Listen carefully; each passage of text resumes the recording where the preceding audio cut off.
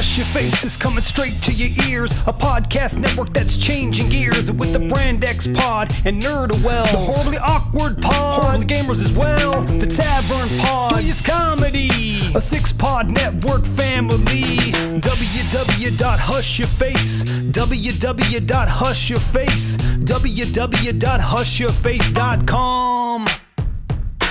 On this week's episode of Horribly Awkward, we find out why you should not bring a bag of flaming hot Cheetos with you to church. And also, is poutine really a food? And building on that, the cheeses of the Roman Empire.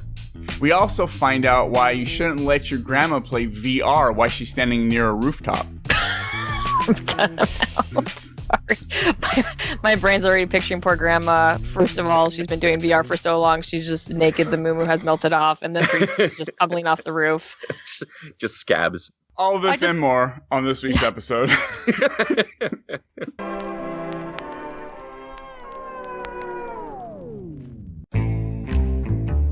Hey, this is Maggie Carr from Maggie vs. Evil Dead. You can look it up on YouTube, and God have mercy on your soul, because you're about to listen to Sean on Horribly Awkward Podcast. Hey, what's up? This is Sissy Jones from Firewatch. I'm Delilah. I hate to tell you guys, but the rumors are not true. Sean is not horribly awkward. You've all been terribly misled. Hey y'all, this is Lou Temple. You know me as Axel on The Walking Dead, and soon as Psycho Head, Rob Zombie's new movie, soon to be released, 31. And you're listening to the Horribly Awkward Podcast. Keep tuning in. You follow me? Hey, this is Dragonfly from Pure Gasmic Love, and you are listening to the Horribly Awkward Podcast. It's time to get awkward. Horribly Awkward Improv, action. Man. Yes, Sean. Sorry, dude. I woke up out of the cryo early. I'm sorry about that. Or actually, 100 years early. Oh no. Yeah, I didn't want to do this alone, so I got you out. Are you feeling okay? We're 100 years before we're supposed to reach Andromeda? Yes. All my family. I'm never gonna see them. My child. Oh, my man. Brood. I'm sorry, dude. I couldn't do this alone. I couldn't do this alone, but I don't know. It's kind of weird. Just us two guys. We need to wake a chick up. Wait, what about this one over here? Let's read the name. Fryda. She sounds like she could hang with us. Well, I don't know. Let's wake her up. Just wait a minute. Do you not operate one of these things? Because you're just a chef. And I woke up and I don't feel that good. And I don't think I want to do that to another innocent human. You know what? Let's just do it anyway. I pushed the button. Back up.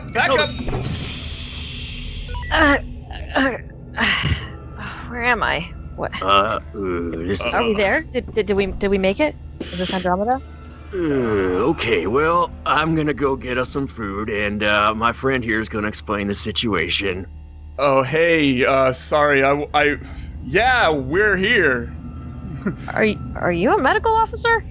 No, I'm not at all. I'm actually just a cook. Who's up for some live drac? There's nothing uses tensions like live drac, huh? So, did something go wrong? Where's the usual people? Where's all the official staff that are supposed to be checking? We're the advanced scout team, right? Yeah, we're the advanced Pathfinder scout team, and we woke up 100 years early to kind of check things out. Isn't that right? Did like 8 different people die before it got down to the cook chefs being the advanced scout team? Well, wait a second. I'm a security officer for one. Excuse me. Yeah, thank you. Unless you think Krogans can't be leadership, which is a whole other racial issue altogether. But I'm not racist. Well, you came out of the cryo just flying out with the Krogan anti-leadership. No, I don't see species. I just see species. All right, you guys got to get along. Check it out. I'm gonna scan the area, look for some medical officers. Look, because we got to make sure we're good to go. Our health is stable and we're able to walk around and stuff. Let me just check out my scan. Wait, where is my scanner? Do you want clothes or something, Fryda? Because I'm not. Why am I naked? What? Okay. I went to sleep in a jumpsuit. This is not. Yeah. I've got to get on my suit as well. My Krogan stuff is just flying in the wind. So I'm just gonna I don't see species. I don't see genitals. I don't judge. Oh, you wouldn't be able to see that Krogan piece anyways. Guys, my scanner. I can't find my scanner. I'm looking. I don't know where it's at. Who has a scanner? We need to scan this area. All right. Well, here's the game plan. I say we go to the bridge, check things out, see where we're at, and then we go from there. Sure. What bridge? In the E-wing? We're on a ship, aren't we? We're on the Tempest, aren't we? Dude, I'm a cook. I don't know all these code words. You're talking about bridges, and I'm thinking about back in the day, Earth realm and stuff. Gosh damn it. Okay, well, Fryda, I'm gonna put you in charge because I honestly don't know where I'm at, and you're a science officer, so, if you could kind of lead this party, I think it'd be better for all of us. Well, the first thing is, why are we the only ones awake on this ship? I mean, this is a cryo bay with like hundreds of bodies. What's going on? I'm way down on the priority list. Don't know. You gotta get over that, Fryda. It's the way things are. And, okay. My friend here thought you were hot and we unfroze you. So there you go. That's the story. Now we gotta move forward. Okay, that's not creepy. Nope. I didn't do nothing. Nope, dude. You just woke up out of cryo. And then we were walking by, and her pod just opened, so it surprised us all. So maybe everyone's pods are gonna open any minute now if we just wait. Guys, my scanner's working, and I see a Ket ship approaching. I don't even know what Ket are. It's just coming up as Ket. What are we gonna do, guys? Is it a typo? Are you sure it's not cat? Maybe it's just cat. Nope. Maybe it's just a cat. Right. It's a cat ship. Oh, this is gonna be so cute. We should go meet this cat ship. I know all about cat scans, I can tell you that. I heard Andromeda, the initiative, sent forward a ship full of cats to populate its own planet with a cat pathfinder. Oh, this will be real cute, guys. That is automatic rodent control. Yeah, I think we should meet this cat ship. Okay, open the door. Open the door. Go ahead, man. No, I'm not in charge. Fryda, you open this door. You're the one responsible for this cat ship. Well, I've been naked this whole time, so if y'all excuse me, I'm gonna go. I'm gonna go find a towel. In there? Hello?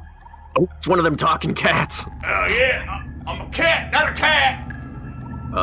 Wait. I'm confused. Is this a cat ship or a cat ship?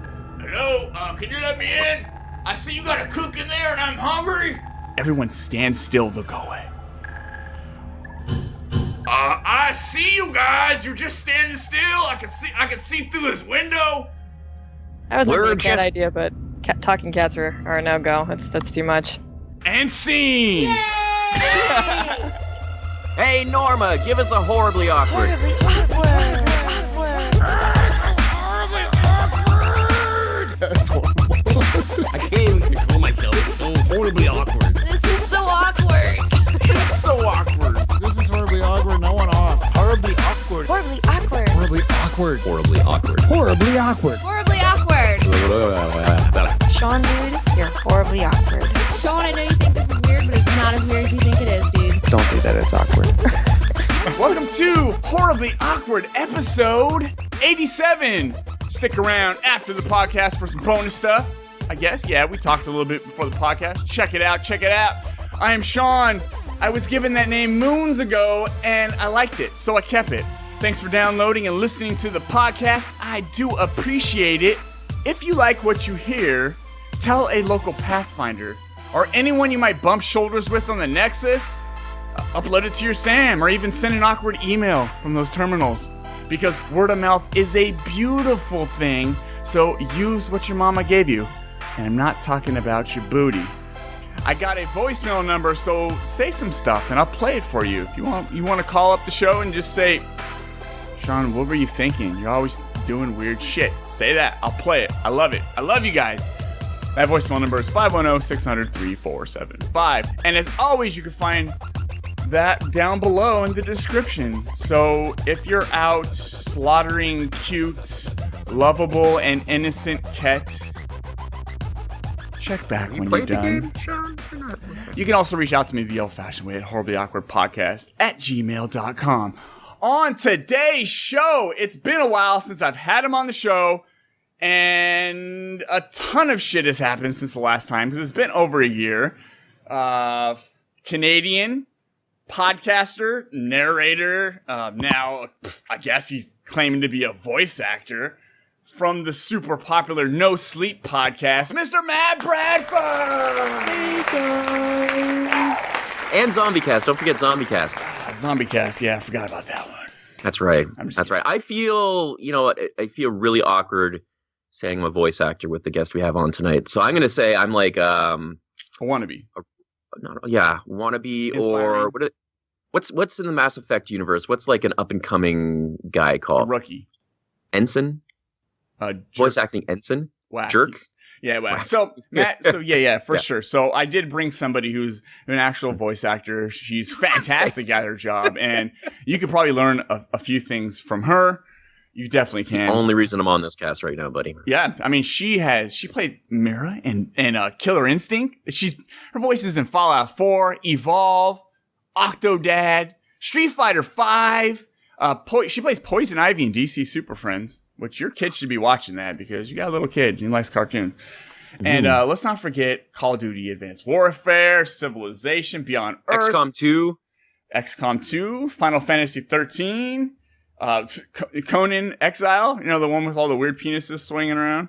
And most importantly, Mass Effect Andromeda. Andromeda. Fail. Big super fail. That's all I know is about fail. But anyways, freaking Sara Ryder is with us. Everybody, welcome Fryda Wolff. Hello. Wow. Wow, you sound so different. What a talent. Thank you. I have a very big range. It doesn't sound at all like Ryder. Wow. No. This is what I aspired to. Man. Yes. When you are professional, you have a completely different voice. No, you're a professional. Don't do that. Some of the best advice I ever got very early on in my career was from Stephanie Shea, who's another well-worked voice actor. And early on, this 7 years ago or something. And she's like, nobody treats you as a professional until you do. Until you decide I'm a professional, no one's going to give you the time of day. In the same way where you will have relationships with shitty people until you think you deserve better. It's a lot harder to establish yourself as a professional until you tell yourself, I am a professional. And if someone's paid you money to do something, guess what? You're a professional. I've been paid money. That's fantastic advice. I like that, especially the relationship part. That's true. I mean, I analogize a lot, but a lot of the way you treat yourself reverberates through just how life goes for you, the kind of jobs you accept, the kind of people you're willing to give the time to, the kind of jobs you attract or people you attract. It's honestly all the same. So I love it. Pretty, and we got some actual advice on your podcast for once. I know. I feel like it only took how many episodes right now? Like I'm not getting paid for anything. Like I need to change the name to my podcast to Horribly Professional. Let me write this down. So Speaking of being horribly professional, I should have asked, do you guys need me to record myself or are we good? Oh, no. We're good. Okay. Just checking. Yeah. Awesome. We got it. Yeah, we got somehow I learned this technology thing. I don't know how I did it. And I've recorded like 87 episodes. Wait, did I even say episode 87 in the beginning? I hope I did. You did. Okay. I was like, wait a minute. Did I even say that? Yeah. So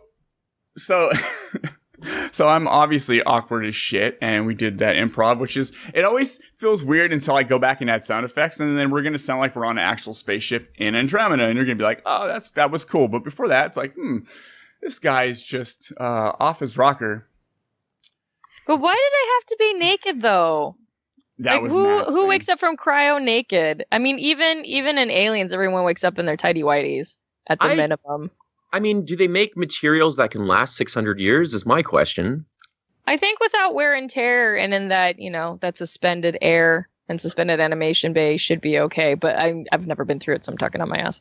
I mean, I have been through it personally, and I feel that having skin, I feel like your skin needs to breathe for that 600 years. I just don't, I think wearing clothes is impractical for a cryo situation. That's just me, though. Honestly, I was mostly thinking about what if you wet yourself in your sleep and you wake up to 600-year-old pee. That's true. I don't know that's my first concern. There are a lot of concerns about cryo freezing. I think we should address this entire episode. Yeah, I don't know if I want to do it now because I had the opportunity to, and I don't know. You can just walk in a big walk-in freezer and just kind of hang out for a while until you pass out. Work. Yeah. Well, aren't there are actually cryogenic treatments now, right? Where you do stand up and you're like blasted with cold air. Oh, it's like negative 200 degrees or some shit. Mm-hmm. No, it's supposed to be therapeutic, but I'm not sure how, other than you feel better for having paid a lot of money. So Matt's from Canada, where it actually snows. Fryda and I are from California, where when it gets like 50 degrees, we're like, oh shit, it's cold. It's 50 degrees. Yeah, no, I'm actually from Las Vegas, so LA is colder for me. Oh, Las Vegas is like 120. Yeah, I mean, if you grow up as a goth kid in Vegas, you're pretty hardcore. Can I ask you about living in Vegas? Is it true where you just get so sick of the Strip? Living in Vegas? No, not at all. Like I grew up on the Strip. So first of all, Vegas is like LA or any other big hub city where every tour passes through there. Mm-hmm. Whether it doesn't matter if it's a concert, a musical, an opera, an art exhibition, it passes through there. So we were pretty spoiled that way. Like I didn't realize how good I had it and how metropolitan the city was until I left. And the first time I left was to go to San Diego, and that's like I was like living inside a loaf of white bread. It was so weird. But no, like we, like as kids, they actually, when I was a teenager, so like in the mid 90s, they actually instilled a curfew for the first time because the casinos were getting fed up with all the teenagers ruining their casino ambiance. So they were kicking, cops were looking for teens 16 and under on the Strip after like 9 o'clock or something like that. Oh, really? So we usually had to watch it. Yeah, because they were looking and they were gonna card us because if you were an out of towner and there with your family, that's fine. But if you were a local kid, you're cramping the style. So no, we did it. And look, there was entertainment everywhere. The food was cheap. There was like free stuff to do to kill time, especially when you're under 21, and you can't drink, you can't gamble, you can't do anything fun, but you can go get an ice cream and walk through a casino and stare at the tigers or something, and like kill a day that way. But I imagine being the city of sin and being a goth kid, you had access to anything you wanted being in Las Vegas. Well, and it's not about having access. It's just like what was normal. Like I grew up with marquees everywhere, especially in that era of like, strippers and escort services and for me, that was just like completely normalized. Like I didn't really understand the sex worker industry or anything like that until like my adolescence or early 20s or like access to the internet and stuff. But as a teen, it was just all normal. And then I grew up as a dancer kid, and all my teachers were, if they weren't older and retired, they all taught kids during the day. And then at night, they would either dance in or be choreographers in shows on the Strip. And that was just normal to me, completely normal. And I grew up with it, like just like LA and Vegas, nobody who works on the Strip. Well, that's not true. It's like sort of like the coal mining industry. Like my dad was a 21 poker player at the Mirage, and then before that, like the Golden Nugget. Before that, the Mint, which are all Steve Wynn casinos. So the locals either, especially during like the housing and industry boom in the 70s, you either work on the Strip or you work in a lateral industry that supports the Strip. Or a lot of the talent were just people from out of town who then, put down roots, bought houses, had families and things. So I had just this very international, metropolitan, all people, all colors, all sexualities from time immemorial for me. And that was normal. So it was really weird for me to go from that. When I was 18, I got my foot in the door with games and I moved to San Diego. And I was just in a really homogenized area of the city. The closer you get to the border, the browner it gets. The closer to Mexico, the more cultural influences are there. And like I'm half Mexican, but nobody knows because I'm white. But where I was, it was weird to see more people who were from it, had never left San Diego, a lot like more like white surfer culture, stuff like that, and less international talent, the best of the world coming. None of those people were coming to San Diego to settle down. Yeah. Right. So that was a big culture shift for me. Baron Vaughn, who's a really close friend. He's been one of my close friends since we were 13. We went to performing arts high school together, and he's now quite successful stand-up and actor. He's in 3 simultaneous Netflix shows. He's a principal in Grace and Frankie. He's a principal in the new Mystery Science Theater reboot. And who's he in Mystery Science Theater? Tom Servo, the voice. Yeah. And Okay, he's I watched also- the first episode. Yeah. And he also co-wrote because he's another comic. Mhm. And he just did a Mark Maron What the Fuck podcast and talking about growing up in Vegas. People are so fascinated because they don't realize that like people live in Vegas. Yeah. But like, who do you think keeps the power on? Like, you get off the strip in any direction, it's just suburbia. I've been 9 times, but I've never ventured. I mean, I'm the typical tourist. The most I've ventured is 2 streets away to a cheap hotel, but I've never been to like the houses or seen the real Las Vegas. So it just baffles my mind that real people live around Las Vegas because it feels so fake. Not fake. It feels so. Well, it is fake. Like it's, Yeah. The strip is designed as a Disneyland for adults. Mhm. So it's all, it's all like in New York in miniature and all propped and scale and designed for you to spend your money, but then go in any direction away from that, and it's just people living their lives. So Yeah. for me, when I go back, it's like I got to hit all my local joints, like all the places, like my 24-hour place where all the kids would hang out and have like really good food, which is Blueberry Hill. That's a franchise in Vegas. Or best Mexican restaurant in Vegas is Lindo Michoacan, which started as like a tiny hole in the wall place next to a fish market. The owner, I mean, I was there since he had his green card wedding, and since then they have like 4 or 5 locations in Las Vegas. Like they actually boomed through word of mouth before Yelp, since like the early 90s because the food's so damn good. So, I mean, for me, the Vegas experience is visiting all the local places that I know are where the party's at. The most foreign Vegas experiences, I went with my buddy. I think we just turned 21, and we're like, we're going to do it. We're going to go off strip, and we're going to go to one. It's going to sound right. We're going to go to one of those massage parlors. We're going to do it. We're Canadian guys. We've never really done anything adventurous. We got to this really seedy place, and it's just inside. There's just this woman just like, how much for both of you? I'm like, and then we just booked it out of there. We're just like, this is too much for that. We just went back to I think we were staying at the Tropicana at the time, but that was the closest we got to off strip, and we got scared and we ran back. You should. If you go that deep into the sex work industry, like I don't speak for sex workers. I don't know any personally, but like unfortunately, when you get into Had a weird vibe to it. Well, when you get into places like that, a lot of those women are trafficked. They're victims of human trafficking, and they're essentially, indentured slaves. So you're supporting the slave industry. Like, what are you gonna do? That's vice. But anyway, no, that's good. When you're 21, you're naive and you don't think of the bigger picture. And we just got a really creepy vibe out of it, and we just got out of there. That's the right thing to do. Yeah. Aside from the legal, the moral bit's murky. It's very different if you're an entrepreneur and and you scan your clients through Square on your phone versus being stuck in a place that you didn't want to be. So sorry, I brought good for you for being a good Canadian. Vegas! Woo! Hey, awkward Canadian saves the day. I've only been there a couple of times. One time we drove from Fresno to Vegas, and we went for like 3 hours and then drove back, which was insane because it's like an 8-hour drive or 7 hours. That is worth the drive, though. It's through the desert. It's amazing. From one hot place to another. Yeah, here at Fresno, it's hot too. Summer's like 110. It's not quite as hot as Vegas. But it's just desert, hot. So let's talk about Fryda. Fryda, for one, me and Matt are both playing Mass Effect. We're both pumped on it. We're the ones who love it, and we're both playing it properly. Fuck my words right now. Properly is, I think. I know. Properly. It's a very ploppy game. Yeah, it's ploppery. Yeah, so we're playing with female Ryder, who is obviously your voice, and I love her.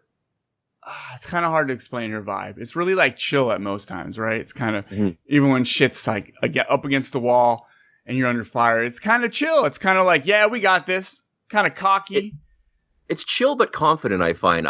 What I love is that she's kind of goofy, but where you could have gone or Bioware could have gone, like, I'm just a girl in Andromeda. It's very much like when she needs to step up, she steps up. And I like that. I like those tones you bring to the really tense situations. Like, I'm Ryder, but don't mess with me. Like, I'm goofy, but don't mess with me. Mm-hmm. Well, we had a very specific arc because, like, it's been. I mean, I'm not a rock. I've seen all the comments on the internet, all of them everywhere. And it's really humorous to me when I see people being like, it's just not Shepard. Good for you. You figured out that it's a new character in a new game. Wow. We were scared you wouldn't notice, but there it is. You figured it out.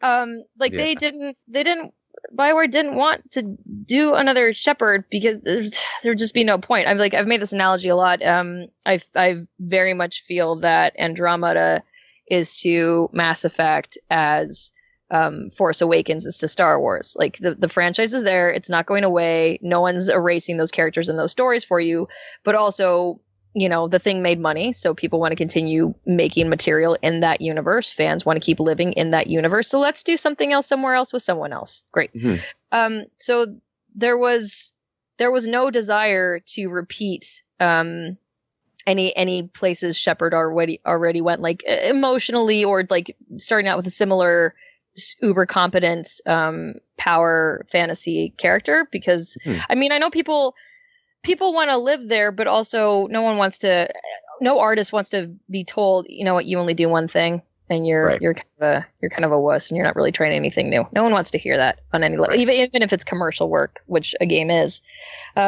So we had this very specific arc where like Tom Taylorson being Scott Ryder, were these really young, I know everything. Just kidding. I don't know anything. 20-somethings who are put into a position that they're not ready for, so that there's an arc. So you have a starting point and an end point. And throughout recording, not too often, but every once in a while, Josh, I worked with a bunch of directors, but mostly with Josh Dean, just because the other directors were handling like the shorter sessions or celebrity talent or whatever. And pretty often Josh would pull on the reins and be like, "Hey, you're getting a little too Shepard there," only because it would sound too mature, too confident, too there, too like, I got this. Like, save that for the end. But we were very specifically instructed just like to be younger, be more naive, be less competent in the beginning, and really feel that, oh shit, I don't know if I can do this. So we can end up somewhere. Because if you start perfect, there's nowhere to go. Yeah. And that's pretty boring. Like if you're always Superman, if Superman's always Superman and always knows he's Superman, then go Superman. Go Superman. Well, what's that term? And it's funny you mentioned Force Awakens. What's that term for a character that can do anything? And it's usually applied to female characters. What's that? Sarah? Sue? Mary Sue, yeah. Is it Mary Sue? Mary Sue is I mean, off the top of my head we can Google it, but it's supposed to be like the author inserting themselves in a superhero, I can do everything, jack of all trades, I'm magically perfect with no effort character, which I feel like when people, like a lot of people have made comments of how desperately pins and needles uncomfortable they feel, like awkward romances, awkward hitting on people, awkward delivery, awkward, oh, I screwed up a mission of the character, made them genuinely really upset, really, really, really mad. And I'm like, that says more about you than it does about the material. It says you are uncomfortable, deeply uncomfortable when you're put in a position of vulnerability, which is sad for your life. Because it is, because only, I mean, and you can watch Brene Brown is a very well-known sociologist who's done some great TED Talks. I've read a couple of her books. She's fantastic life advice. And she's got a couple books and talks on the power of vulnerability. And this is not like, Brene Brown is great because she's not guru, the secret to your life talk. Like she's a data point researcher, sociologist who uses data points taken from anecdotes so she can come up with like a scientifically rendered result, versus like, I just feel like this is what works for your life, which is not a motivational speaker. So she talks about vulnerability. Growth only comes from discomfort. It's only when you're up against a wall and there's nowhere to turn to, and like there's no option but the hardest thing, which is also a core element of storytelling. The first act is the protagonist being lazy, not dealing with it. And then the climax, the crux has to be the reckoning, where it's like, okay, you've exhausted all other options. Now you have to do the hard thing. And that's just true for people evolving in life. Like until you get to that point where you have to do the hard thing, you as a person will not grow. Whatever it is, no matter how big or small the situation is, you will not move forward. Definitely feeling that. That's how this podcast started. Definitely. Yeah. Totally. Just social anxiety. I was actually afraid. I was scared to get on Skype. And then I started doing the podcast, started small with friends and started branching from there. But I got to a point in my life where I was just like, I'm such a hermit and I'm so afraid of people. I need to do that. It's exactly. So, and then now. And look, you've attracted actors and actors. Now I feel like a protagonist in this world. You are the protagonist in your own. You are the protagonist in your own story. And actually, if you get Brene Brown's latest book, which is called Rising Strong, it is it focuses very heavily on how heavily humans rely on storytelling and narrative in order to cope and get through our own real lives. So that's why storytelling exists, because every writer is working out their own problems in anything they write. Even if they're like, this is totally removed, this is totally a fiction, you're working out your issues, whatever they are. It just in a different universe with different characters, different voices, genders, whatever. But you're working on your shit. That's just inarguable.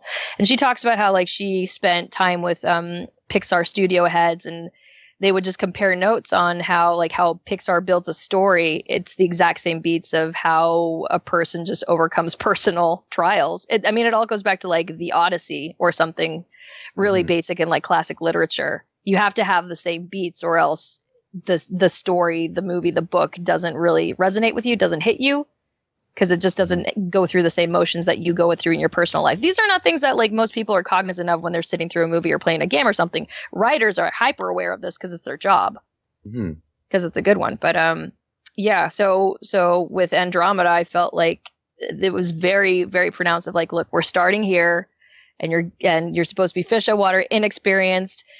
I mean, and this is me riffing. Nobody's only the writers know the truth, right?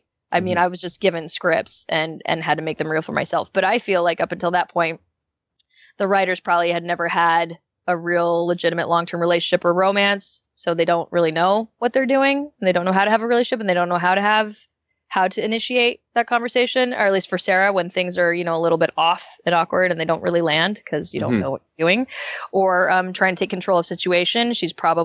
For Sarah, she's probably never been a manager of anyone before that point. So when she's, having those meetings and people walk out and she's like, but I'm the boss.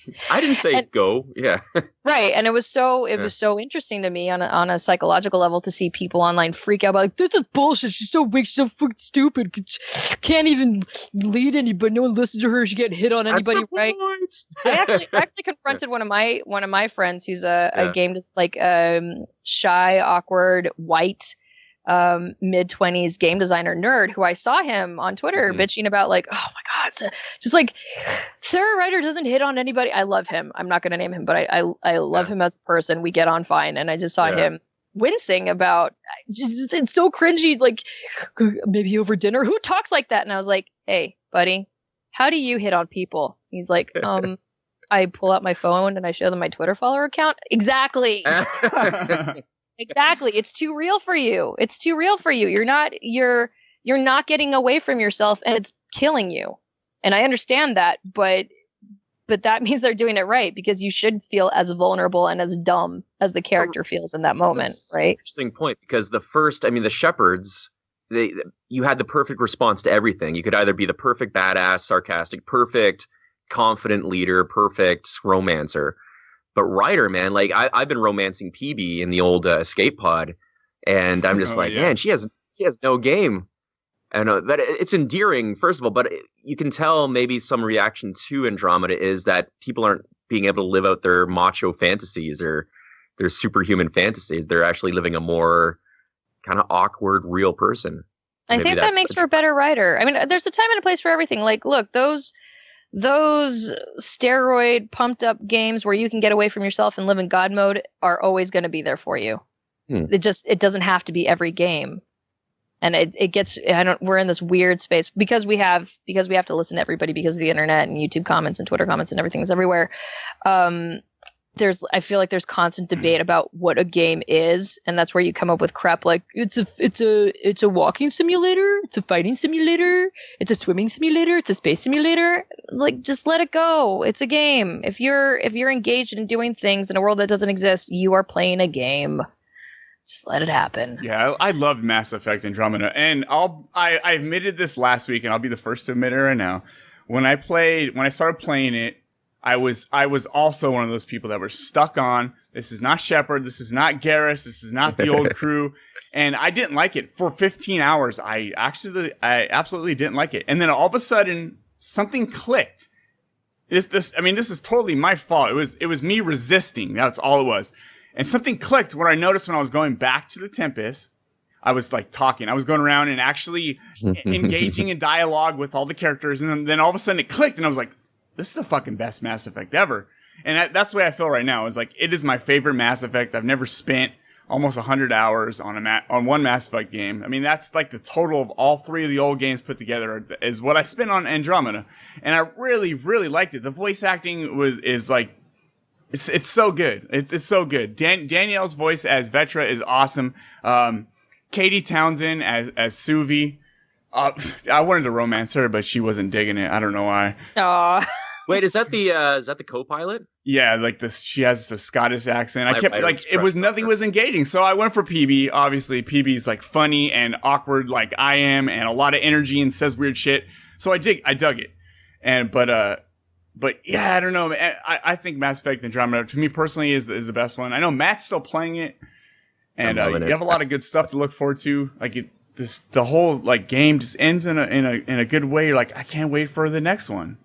You know what I started doing with Mass Effect Andromeda? I had to train myself. Not like I was just going like, okay, mission, go to this guide point. Mission, go to this nav point. I just started going to the planets and just driving around until I came across something. And I think that's the best way to do it. Just because I feel like the game's more designed just to have those organic experiences. Like, oh, you ran across a guy in the desert who needs your help, which leads you to this mission, which leads to this mission. Which begs the question, how big is the script for this game? Because you have to reply to a lot of different scenarios. Yeah, I actually asked. I'm not allowed to say exactly, so I'll give you a ballpark. I keep a business ledger of every single session I do, as should any independent business person, because nobody's going to make sure you get paid better than you will. Yep. No one will advocate for you harder. So I track everything, but I mean, it's multiple hundreds of hours of recording over a year and a half. And I mean, really adorably, the last interview I did, I was asked, so did you do any other characters, like little characters, like vendors? Like, not even joking. Yeah. Not for a second, because we had the goal post for every single 4-hour session was 350 lines, which I rarely made, because I gotta pee every top of the hour. I'm like, so voice actors, like I remember going to panels when I was younger, but when I was just in game development, I wasn't a voice actor yet, and I go to Comic-Con panels, and I remember, I don't think I asked, I think somebody asked, so like, what's your special drink? Because people think there's like a lot of magical tonic gemstone items. And I think I'm pretty sure it was a panel with Wally Winger and a bunch of other people. And I just very distinctly remember Wally saying, water, water, water, and more water, and more water, and more water. And once you're in it, no coffee. So what happens is, I do coffee. So when you talk constantly, you are consuming more spit, more saliva than you are actually able to produce. So everything starts getting dry, and that's when you start getting like really gross cracker sounds in your mouth. Everything's clicking, and it's just like it's hard. Your voice starts going, all that stuff. You got to keep it lubricated with water. Tea and coffee are diuretics. They exacerbate your kidneys. You actually dehydrate faster, just like alcohol. Make you pee more, et cetera, et cetera, et cetera. Whatever you gain, in like for tea, like we use throat coat tea, which is a brand name, but like that, it's got red slippery elm, which is the magical thing that gives you just like a little extra push. And then we'll use coffee when we're falling asleep. But what you gain in energy or in vocal ability, you're going to lose in hydration anyway. So room temperature water all the way. And as a result, pretty traditionally at the top of every hour, we get a pee break. Because we've already been doing the dance and we don't even realize it because we've been just slamming water the whole time.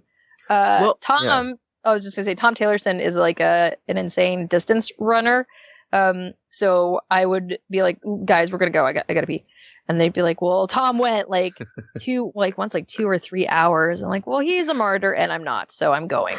I'm a human being. And sorry, Ems, I'm gonna bogart the voice acting questions because I've got her in the room, man. I'm sorry. I've got to ask some of these rookie questions. Nah, man, this is good. This is how a conversation works, man. Do you know how to do a conversation in Canada? This is awesome. Well, no, because I mean, the coffee is funny. What I got to ask you is because, like, I get some gigs I can record from my home studio, or I'll get gigs I got to go to the city for. If I'm at my home studio, I obsess over every line. And so when you say you've got to hit a benchmark of 350 lines in 4 hours, to me, I'm like, I'm going to go back and be like, can I do that one again? Like, how many times do you feel you have to do lines again, or do you just let it go? Do you feel like I did that line? 100% let it go. So I run in 2 different modes. The way I audition at home by myself is very different from how I work with a client. Mm-hmm. When I audition at home, there's usually a few things at play. So when you are successful and you've got momentum, let's say you work, 1 to 8 hours of VO in a day, you come home, you've got an inbox potentially full of emails from your agent with auditions that are due tomorrow. And if you're working tomorrow, if you don't do them tonight, you don't get to submit for those auditions. So you better rally somehow. So that's like people, when we talk about like, how much VO costs and stuff, and people are like, well, I'd like to make $400 an hour. Well, one, it's incredibly infrequent freelancer work. It is not reliable 80 hour or 40 hours a week money. It's not like that. It's like when you work, you win the lottery, and then you got to squat on your savings and hope that you ride it out through the next slump. And then you have to keep up with auditions, or you're losing out on future work when your current jobs dry up, because everything is finite. Everything will end. Whether you're on a show, eventually it'll stop. When you're in a game, eventually you'll run out of lines. So you always have to be hustling. So we might be talking for 8 hours paid, and then come home and then get a little bit of shut up time, and then just like audition for a few more hours. So keeping that in mind, if it's at the end of a workday, I'm already exhausted. I'm extremely depleted, but I need to rally and do these auditions. So I don't milk anything because I have very little in the tank anyway. Right. So for commercials, especially because it's what's popular right now and what's selling, is kind of like my personal sound anyway, just like millennial shooting from the hip. I don't care if you buy Guy the next thing door. that I like, 'cause it's cool. Just well, the attitude is like, hey, check out this app. It does really cool shit. Whatever. Yeah. And that's what they do want to hear when you see conversational, in quotes, conversational non-broadcaster. They just want this. They want the same way I'm talking to you now to be talking about a product. Like, I don't really care if you want it. That's what makes you want it more. Whatever. Is that right? It's true. So every right instruction listen is to not a commercials. broadcaster. Listen to car commercials right now. Listen to the majority of car commercials. If they're not, trucks are still very heavily targeted towards the middle class, middle aged male. So you've still got like Tim Allen has been doing some truck companies commercials for a while. Those are still be like men being men, marketed towards manly men. But all kinds of other cars that are marketed towards millennial, like Acura has a long running commercial with a girl who's just like, evolution products by Acura, whatever. She sounds dead. So with those commercials, like, I don't overthink it. I might do maybe 2 takes at the most, and even then it's because I bumbled something. But so like I and a lot of people preach the importance of doing improv if you want to do VO, because improv teaches you that whatever your gut reaction is the right one. Don't think, don't overthink it. Once you start thinking, now you're going to start overacting and over hamming it up because you're not confident in your feelings. You have to be confident that the way you feel is correct, because it's how you react. And when you're hired for VO, they're hiring you because they like the way you react to things. They like your filter. They're not asking you to do someone else's performance. They want the way you talk about cell phones, the way you play a superhero, the way you talk about a burger at McDonald's. Honestly, it comes down to that. It's your filter that they want, not a specific performance. So with commercials, I'll be super brief and shoot from the hip, and whatever comes out great. And so long as it's intelligible and it makes sense and I felt it in my gut, I'll ship it. And then when it's something much more specific with story, like an animated script or games, just rule number 1, don't cold read ever. I know some people who will they'll do stuff like they'll read the specs in a voice and see where that takes them, and then they'll cold read in a voice and see where that takes them. I don't believe in that. It doesn't work for me. And it's also just like not what I was taught. I spent most of my time with Richard Horvitz, who's the voice of Invader Zim, and I like his method, which is read the script, and if you need to, read it twice and make sure you fully understand the story, because if you don't know what your character wants and why they're talking to who they're talking and why they're saying what they're saying, it's going to come out fake anyway, because you're faking it, because you're pretending to understand the story when you don't. So make sure that you understand the story, and then from there, again, everything that comes out will be right, because it will be your understanding of the context. The worst thing a director can do is tell you how to feel without any context of why. It's like, well, you really hate this person. That's nice. Why? What did they do? Tell me what this person did to me, and then I'll tell you how I feel about it. Well, sometimes I get line reads though in a session. They'll be like, okay, or they'll play an example of another VO, and that'll just throw me off my game. They'll just you got to let that wash yeah. over you. So Yeah. I was just talking about how I audition. Yeah. How I work is very different. When you've been brought into a job, your job now is to give the client what they want and make them happy within the time allotted to you, and make sure Right. that everybody goes home feeling like it wasn't a waste of time and money. Having said that, like that doesn't mean be a doormat. So when you start getting line reads, it's not the best, but Yeah. don't get mad, let it wash over you. And if they're asking for specific melodies, there's a great clip online of William Shatner getting a line read and just smashing it back in the dumb engineer's face, which is the right thing to do. Because frankly, if you're hiring a name, if you're stunt cast like William Shatner, then you do want whatever William Shatner is going to give you. He's not a short order cook. He's William fucking Shatner. So just accept it. But if you're hiring, one of us who are worker bees, let the line read wash over you. Don't listen to how badly they're performing it, because they're not the professional voice actor you are. Mm-hmm. And just try to interpret what they mean, and then just make it work and do it with a smile on your face, because that's what the money's for. Yeah, be professional. Stay happy. You're not there to make yourself happy and make fine art. You are a commercial artist, and you are there to please the client. So take line reads with a grain of salt, and just remember your performance still has to be real. It still has to be your performance. But sometimes it's something as inane as they're asking for a specific melody. If the line is, "Thanks for coming." Oh, actually, I'll give you some great examples. There's two anecdotes that I like to throw in sessions when we get the emphasis wrong. So Matt Colville, who's a buddy, he was the sole writer on Evolve, and before that he worked at Pandemic on I'm blanking on their games. Anyway, the Pandemic games. I can't remember what they're called. And he runs a bunch of D&D stuff online. So if you're a dungeon master and you want to dungeon master more, look at Matt Colville's stuff. But anyway, he was in that's really going to bug me that I can't remember the names. Was the game? No, the company was Pandemic, and they're no longer with us. But it was their series of games. I don't feel like Googling right now. So do some Google machine. Sean's on it. Sean's on it. I got Pandemic. It was like a Mercenaries. God. Oh yeah, the old school. There was 2 games for those. Yeah. No, I was like, is the game about mercenaries? Oh, good job, Fryda. Okay, so in a recording session for Mercenaries, the line was, "Is that our truck?" And the guy kept saying, "Is that our truck?" And Matt's like, "We know it's a truck. Is it our truck? Is it our truck, or is it the enemy's truck? Is it our truck?" Okay, cool. Thank you. Got it. Yeah. Is that our truck? Couldn't do it. Spent like 15 minutes on it. Had to let it go because the guy couldn't hear himself. And being able to hear your own melody and emphasis, and whether you're billboarding a product or you're billboarding like in games, you are constantly informing the player what to do, right? So it's like, hey, over there, that's important because you're giving direction. So is that our truck? No, is that our, oh, for fuck's sake. So I'll whip that out when I'm doing it, when I'm guilty of just like not billboarding when I'm supposed to billboard, and then everyone laughs, then we do, and then we move on. And then another buddy, Kevin McMullen, who's a casting booth director, he loved his so much that he has it saved. So he was directing a lady, and it was a shooty game, and the line is, "Let's see what this baby can do." And she was referring to the gun that she's holding, but she was saying it like, "Let's see what this baby can do." Let's see what this baby can do. Okay, thanks, I got it. Let's see what this baby can do. Let's see what this baby can do.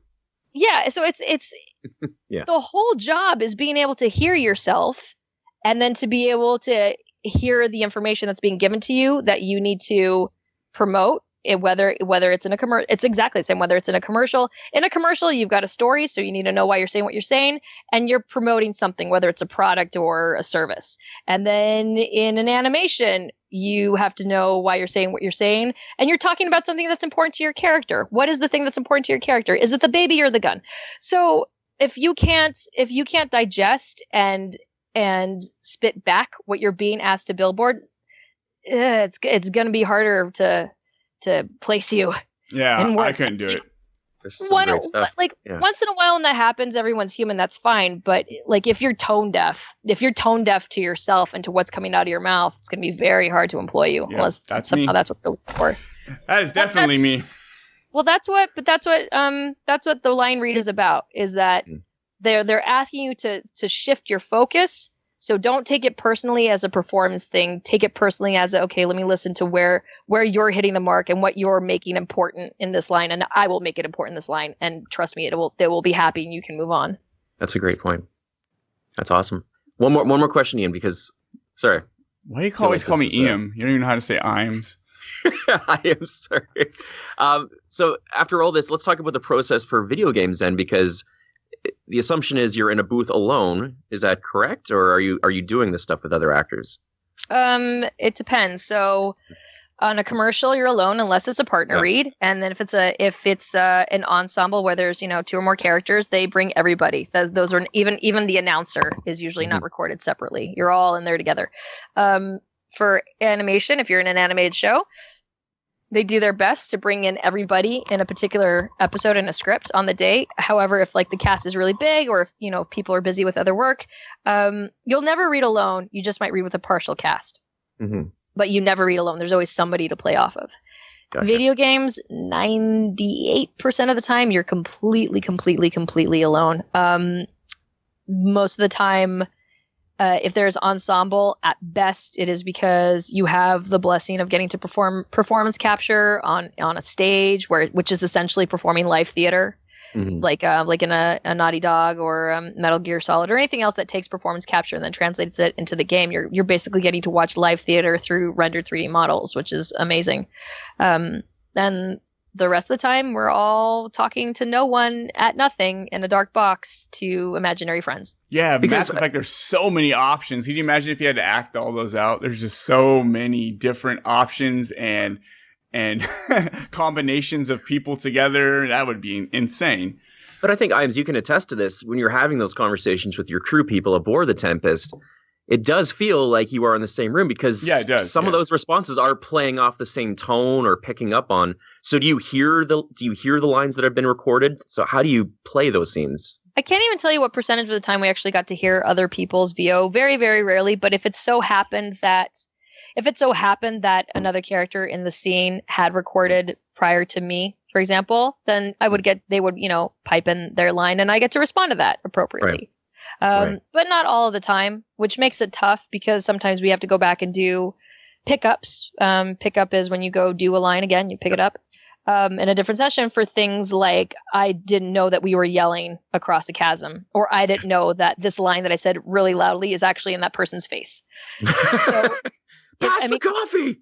Yeah, context is everything. Context rules you. So if you don't have, that's why I keep saying, like, first of all, it's your duty as the actor to understand the story as best you can. And if you don't, it's your duty as the actor to ask the director, whose job it is to understand the story for you, in case you're missing any part of context, like environment. Am I yelling over engine sounds? Am I far away or close to the character? How do I feel about this character? What has happened in the story up to this point? Like, all those questions need to be at the ready by the director, or else, something's gone horribly wrong in the pipeline. Awesome. I want to play Mass Effect again, like right now. I honestly do. And it's cool because at the end there's a lot of conversation. Everybody's in the same place at the same time talking, and it feels so natural.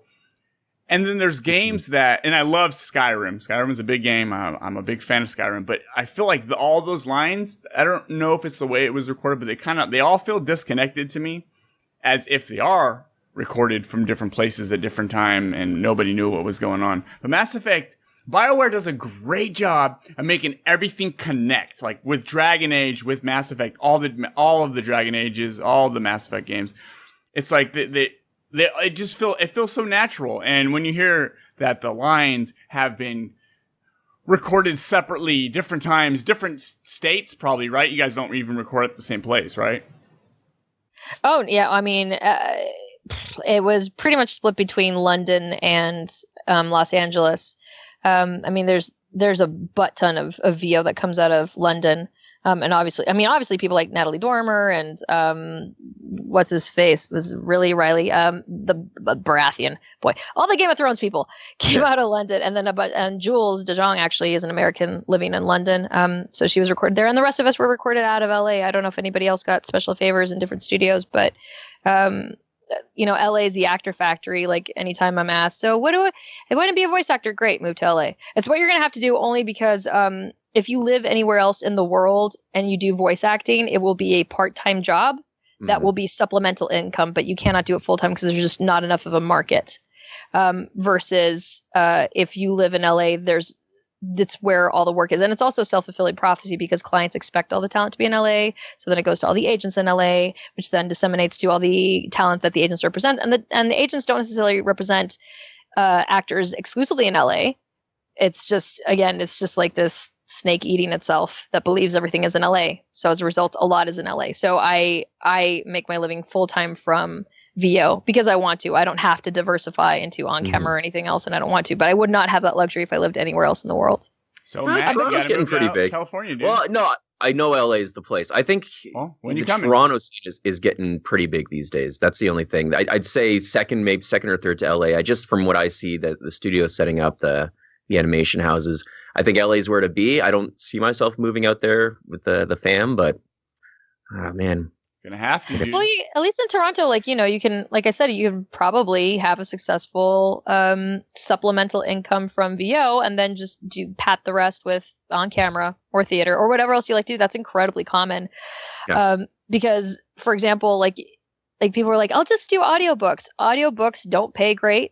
It's extremely hard work. I mean, I just did my first one. My first one was Nexus Uprising, which is the Mass Effect companion book. It's a prequel. It's like the events leading up to the start of Andromeda. It's just everyone sleeping for 200 pages. Yeah. It's just cryobay after cryobay, 600 LP, cryobay P. It's extremely hard work, and it pays less per day than your potential daily gross if you're available for a regular game session, for example. That's just the economics of that. Also it's a matter of cost of living, right? Like if you live in LA, you need to work more so that you can make all your life costs, like rent and whatnot, versus if you live somewhere much cheaper, then you can afford to do less VO because you probably need less money to get by. LA is expensive to live. My brother lives in San Jose. That's where I grew up, and it's like studios like 150 and 2-bedroom apartments are like $3,000. I'm like, holy shit. I couldn't imagine. Yep. So it's a matter of how hard are you willing to work for how much money do you need to keep going? Again, a snake eating itself. Like you cause the problem by living here, right? So like if you come to LA, now you need to make the income to support living being in here. LA. Yeah. Right. Yeah. So I mean, I've addressed that question. Like I have a section on my website. First of all, I have a how to become a voice actor because I get that question enough. So I link there everybody I vet or who's been vetted for me as far as resources, teachers, articles, whatever. I mean, stuff that, like, I don't put stuff blindly. It's all stuff that I used when I never asked anybody. I never Googled. I didn't ask for a handout. So I just went and put all my info there. And then I have a section called Pro Tips where I really hate repeating myself for easily Googleable questions. So when someone sends me a question, I write a blog once. And then the next time I get that question, I just send people to the blog. And then I never hear from them again. It's brilliant. So in there I've addressed never again. And there I've addressed people ask me, can I have a job and then become a voice actor? And it's like, well, not if you want to do it for realsies. Like I have to be unemployed so I can be available to get work. It's not uncommon for me to get a call in the morning. Hey, can you be here in the afternoon? And if I'm not available, someone else is going to get that job. Yeah, that makes sense. So do you like voice acting? I kind of feel like you're so good at it. I mean, is it like a passion? Like, I get to do some work today. Does that feel like work, or does it feel like I get to go do some work today? That sounds fantastic. Because me, when I go to work, I'm pressure washing sidewalks. I'm like, I got work tonight. I fucking hate it. I don't want to go. I imagine Fryda just going, I get to go do some lines for Mass Effect or any of these other games you've done. Any actor who isn't an asshole never forgets that we have the dumbest job in the world. This is a really stupid job. The hardest part of the job is driving. is the drive, and everything else is easy by comparison. Like I got that from Daniel Riordan, who's a great, lovely person and a great voice actor. He's actually the voice of Dr. Carlisle. For some reason, he's not credited in IMDb, and every week somebody asks me who's Dr. Carlisle, and I just happen to know it's Daniel Riordan because he has a very distinctive voice. I had a conversation. We were both in a commercial and hanging out in the lobby while they were editing, and we were just talking about, and he was talking about how, like, and you hear this a lot from voice actors who no longer do on camera. On camera is kind of a pain in the butt because you have a call time to be on set to like be on the premises, but it's a ton of waiting around. And then you get up there and you do your scene for 10 minutes and then they can't let you go in case they need you later, and it's waiting around. And it's just really, really boring. I've never done it. This is all me repeating what I've been told. And then versus when you do VO, it's time is money and the clock is ticking, and people have bought out a studio for a specific amount of time. So we got to get this done. We got to get this done today, and we got to get what we need, or else it's going to cost more money if we have to come back. So let's go. So show up on time. We're starting at this time, and we're out of the studio at this time. And on-camera actors love that because they know when they start working, and they know when they're going to be home for dinner, or if they're going to be home for dinner. It's very reliable. So in talking to Daniel the other day, he was just like, when you go work on a set, you still don't have the people who clean the toilets have a harder job than you, and you should never ever forget that, because the hardest thing you had to do that day was drive there and get there on time. Whoop-de-doo. What an undertaking. Having said that, it's still about relative perspective, right? Like, there are jobs that I'm less emotionally invested in because I am a commercial artist. I am not a fine artist. This is not my craft, because if I was a fine artist, I would be writing my own content and saying my own words and pitching my own series or whatever. And I'm not, because I'm lazy. I would much rather be a commercial artist who serves other people's visions. And I felt very strongly that way too when I was working in game development as a sound designer. Like, I was never into sound for avant-garde reasons. Like, there's a lot of sound design. I love them and they know who they are. But it's so stupid when people are just like, I recorded tonight's thunderstorm. It just really moved me. I've put it on SoundCloud. Listen to my thunderstorm. And I'm like, nobody cares. Are you ever going to use, unless if you got a field recording and then you use it for something, or you sell it as a library, great. That's amazing. That's useful. That's purposeful. But when you do it for art's sake, it's just sort of like you're wanking with your recorder, and it's weird. It's pointless. And I didn't get it. Versus the second anybody presented me, even with just concept art or an animation, immediately I know what that sounds like. I just got to go make it. I'll be right back. I got to go manifest the thing that's already in my head. I'm extremely reactive to other people's ideas. So now as a voice actor, I'm extremely reactive. The second you give me a piece of art or a script or a story, I already know what that person sounds like. I just got to go in my booth and do it. Just I'll be right back. I'll go do it, and make decisions and then go from there. I mean, having said that, as a commercial artist, you can't be married to your work in the same way where, like, I'd be making, if I was sound designing a space future gun for someone and they're like, it's not bassy enough. I still have to please that person if they're my superior, right? Give it my opinion and my expertise, but still I'm making work for somebody else. Mm-hmm. So in the booth, I can't be married and be like, my character wouldn't say that. My character wouldn't sound like that. Right. It's not my character. Right. I'm making the character real for me, but it's someone else's property. It's someone else's intellectual property, and someone else's money is paying for this time.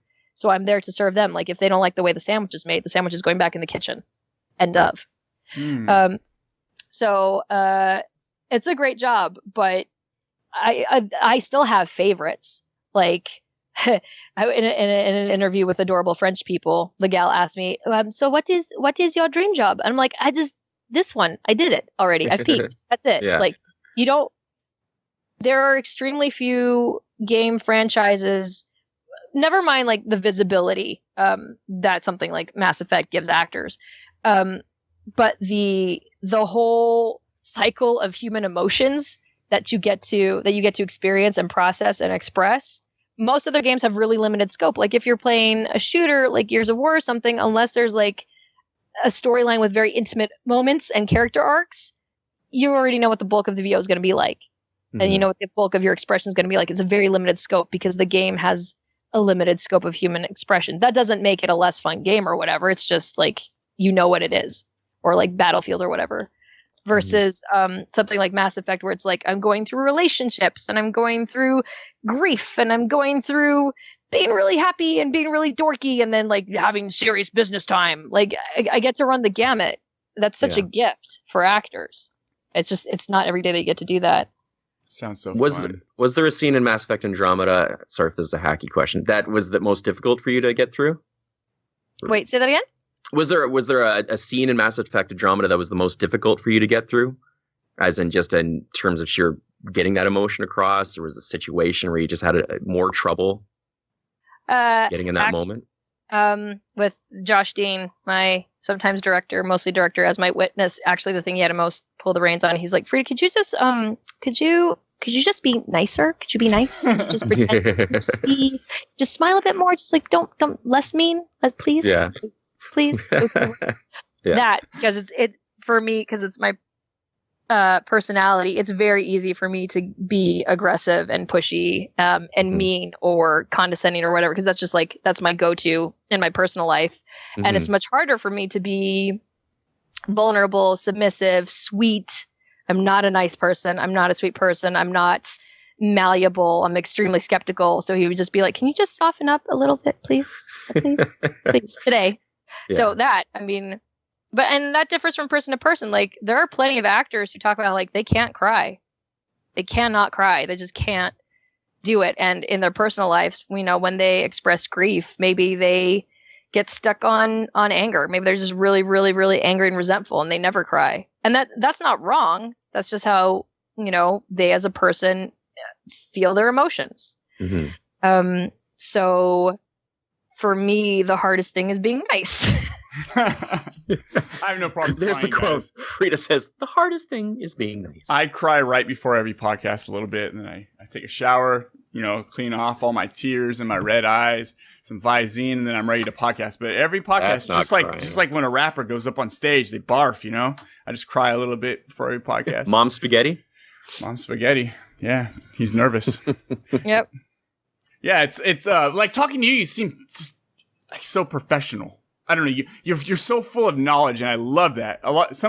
Some guests I have, and I love every guest. If I reach out to a guest, it's because I really want to talk to them. I want to hear what they have to say. But there's a lot of conversations where I have to do all the work, and it's maybe because they're just not as social over Skype or whatever. It's like you just ask Fryda something and kick back for a while, and you're gonna hear the most interesting shit.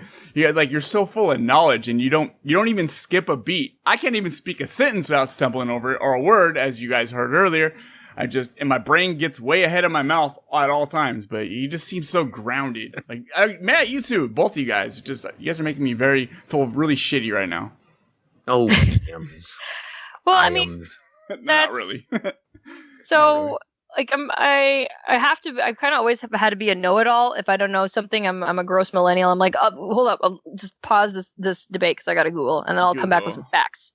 Like, but that's me and my insecurity. Like, I feel very insecure if I don't know something, if I can't explain something, whatever concept, even if it's out of my depth of field, I have to know and explain it. And that's my insecurity of just like not knowing stuff.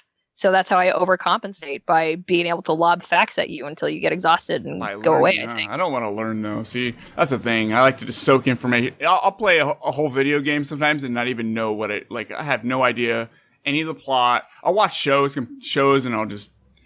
Like, what did I watch? I never remember the following week. Like, unless it was previously on The Walking Dead. I have no fucking clue what happened last week. I honestly do. It just... My brain is... Dude, we do a Walking Dead podcast. I know, but it's just but sound design, like you were talking about sound design, Fryda, and when I edit the improv scene in the beginning, I don't have the ability, or maybe I do, but I don't really have the ability to just create my own sound. So I go through there's libraries of stuff online. You can find free archives of sound effects. You can change them, add whatever you need to make them sound slightly different, but I tweak that whole. It takes me 2 hours sometimes just to edit that improv scene, because I want everything. Oh, that footstep's too loud. That footstep's too loud. That whatever. Like the sound of the. I got to find other sounds to use as. I want it to sound like a spaceship, but there's no spaceship sound. So let's use like a refrigerator sound and kind of like amp it up and add. Yeah, just. So it sounds kind of like you're on a spaceship. Like I really get into sound design. I love sound design. That could that can make a game just really good sound design could just knock it out the park. Yep. Sound audio is an extremely thankless job because people only notice audio when it's bad. And when it's good and it feels right and it's excellent, nobody says anything because it felt right. And the only people who compliment audio are other people who work in audio. Yeah. Have you guys seen the show Legion? Yeah. No, but I don't know anybody who hates it, so that's pretty good. The sound design is something. It's just when you listen to that, you're like, okay, whoever did the sound on this show deserves an Oscar. I know they don't have Oscars for shows, but they deserve one anyways. Because, an Emmy, you mean? Whatever. I'm saying Oscar. Let's go big. Let's go straight to the Oscars. Let's go to the movie awards. Matt, there's a sound. Matt, if I mess up next time, don't point it out, please. I'm gonna edit Sorry, that buddy. out. Well, that's horribly awkward. I thought that's the whole point. Yeah, it is. When you listen to it, you're like, holy shit. There's a scene. Fuck it. I don't care. Spoilers. There's a scene where everybody goes deaf in this one episode, and you as a viewer feel like you've gone deaf. Like not like you're watching a show that's trying to make you feel like you've gone deaf. You're sitting in your couch like, did I go deaf? Like what? Like is my ears ringing? I don't know. It's really good. Like, and I know a lot of people don't notice shit like that. Everyone's about visuals and acting, but I like all aspects. I mean, I love voice acting in games. I know earlier you brought up like Naughty Dog, like tremendous voice acting. BioWare's games always have fantastic voice acting. Like some of the best. BioWare has some of the best voice acting and characters, period. Yeah. Well, I mean, that's a credit to it. Partially that's casting competent people who have either done voice acting before or just understand the mechanics of it, because like not all face actors can do voice acting, and by rights not all voice actors can probably do face acting, because on camera acting is a completely different beast. You have to be so hyper aware of your face and your body and your placement. You have to hit marks on the ground. You have to face the camera a certain way, and like I know I'm not cognizant of any of that stuff because I haven't had to do it on a regular basis at all, versus being hyper aware of what I sound like, which a lot of people aren't because they're not I essentially sound design and edit myself every day because I audition most days, right, when I get auditioned. So I'm a really good editor of myself. Mm-hmm. So just like everything becomes normal with practice. And then to BioWare's credit, I didn't get to say this earlier actually. Every scene that we go, like every single line in BioWare that I ever uttered, I got to see the whole script of that scene, meaning I got to see my lines and then the other characters' lines. And that might not sound like a big deal, but there are plenty of game sessions I've done where, for whatever if it's a call out, if we're talking like a MOBA or a shooter where everything is multi-purposeful and not story-based, like grenade or I need healing. Right. You don't need to tell me the story for that, right? Like we got it. That's fine. I don't need to know the context. I already know. Are you sure it's like grenade? Grenade? Right. Grenade. Right. Because I'm mad at the person I'm saying it to because I think they cheated on me and I went through their phone, but I'm not really sure. Grenade. Right. For example. I have been through game sessions where I'm having conversations with a player or another NPC or whatever, but I only see my lines. And that's weird because that's half a conversation. So I don't know what I'm reacting to, what the last thing is that the other person said. And so I'm responding in this way. And as a result, like it's the voice actor's job to make an effort and take their best guess and take a stab at it, but it might be the wrong one because we're missing context. And then you cobble it together in the game and it all sounds funky because nobody knew why they were saying what they were saying. BioWare does it right. And a lot of game companies do it right, where you can read the whole scene. Even if you don't have the other character's VO,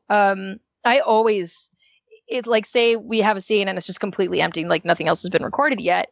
My director would read in with me, like a screen test, every other character. So I had someone to talk to so we can make it as real as possible. And that makes an incredibly huge difference. You can hear it when people didn't talk to someone else, or the actor isn't making a point to be like, I'm having a one-sided conversation. Like some games that are multiplayer, like the random lines that the characters spit out as they're running around, they absolutely don't matter.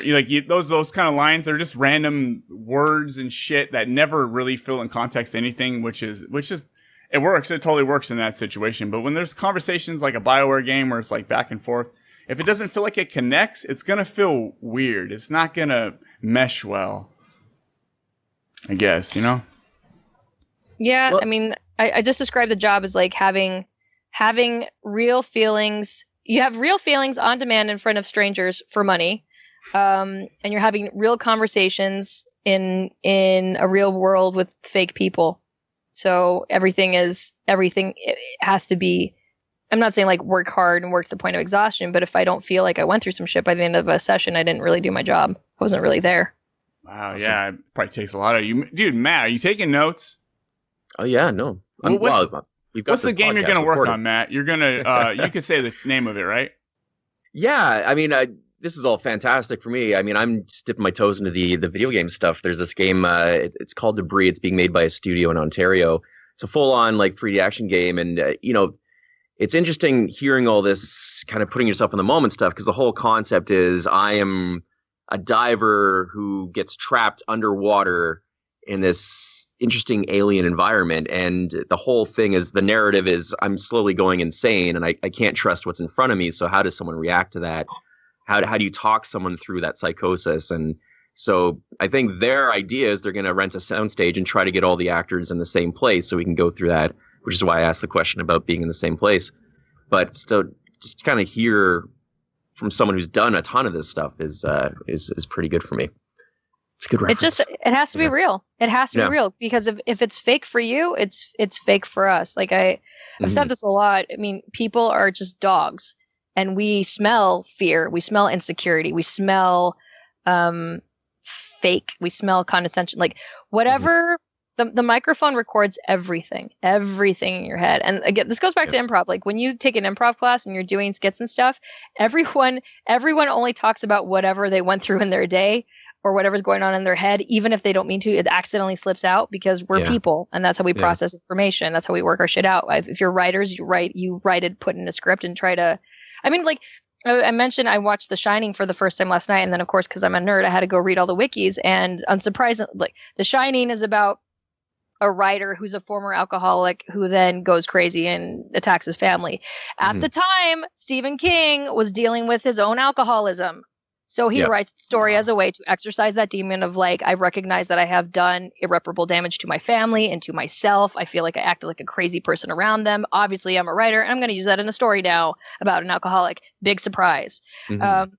So as an actor, everything, like you cannot compartmentalize. If you had a shitty day, that added to that lingering stank is going to come out your mouth in the microphone. If you get a script and you think it's garbage, that judgment is going to come out. If you don't, if you're like, this character is dumb, that distance, that distaste, that disdain is going to come out your mouth and come out in the read. People have been asking me like, which is your favorite romance from Andromeda? And I'm like, well, at the time in recording, I had to give them all equal weight, because if I pick a favorite, you're going to hear it. You're going to hear it. Yeah. You won't know, but then you'll pick up on what my preference was, and then you'll prefer it even if you don't mean to. It's because we're just animals, you know. It's all pheromone, and it's all those little cues that the back of your brain, cerebellum, it's referred to as the primitive part of your brain. It's the stupid pit. It's a stupid bit of your brain where you're sitting in a movie theater and you know you're just in a movie theater, but your blood pressure rises and your heart rate goes crazy and you start hyperventilating because you're watching a scary movie, even though you know you're safe.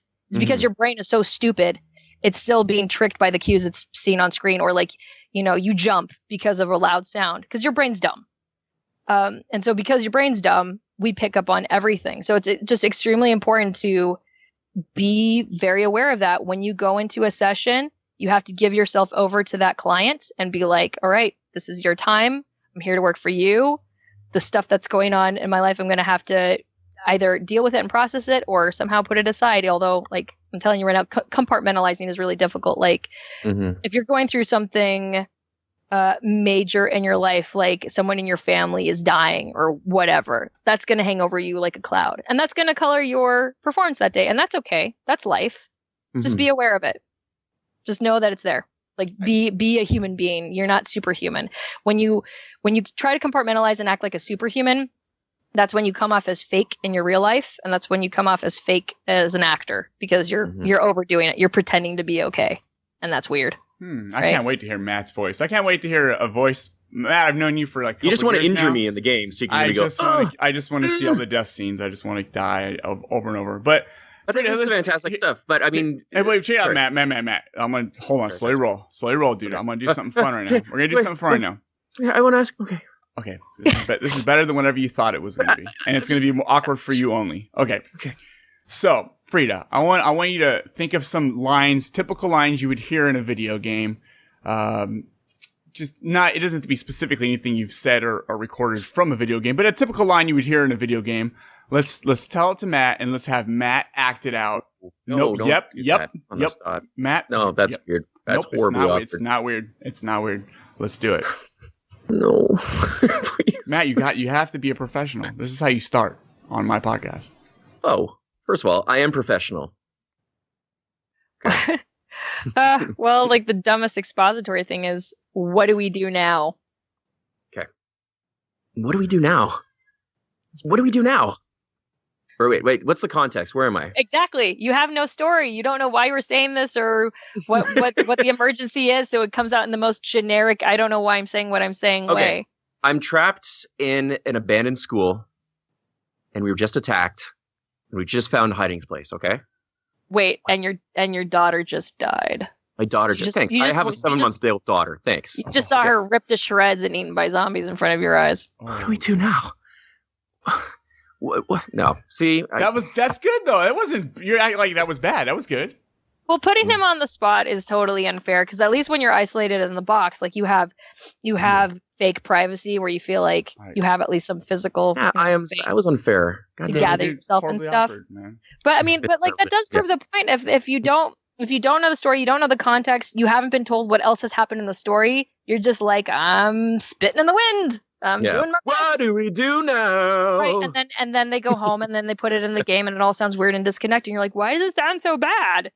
Yeah. Because nobody knew because the actor did their best. It's very like you can't blame an actor on the performance when shit rolls downhill and it's the director's job to know the story and then the director didn't get the full story because the writers were still writing it because they were scheduled poorly. Like it can go all the way up to the top. Wait. To pass the buck on that. What do we do now? No, that's too much. But that is the job, having emotions on demand on a schedule for money. Yeah. Actually, put that on a plaque in my office here. That's the part Matt's not getting. Like Hold on, let me PayPal you some cash. Hold on. What's your PayPal? That was the money line right there. Yeah, let me see. Hey guys, can you give me 2 seconds? Because I have hit that time where I am full of pee. Boom. Go ahead. Yeah. All right, be right back. And we're taking a break. We'll be right back.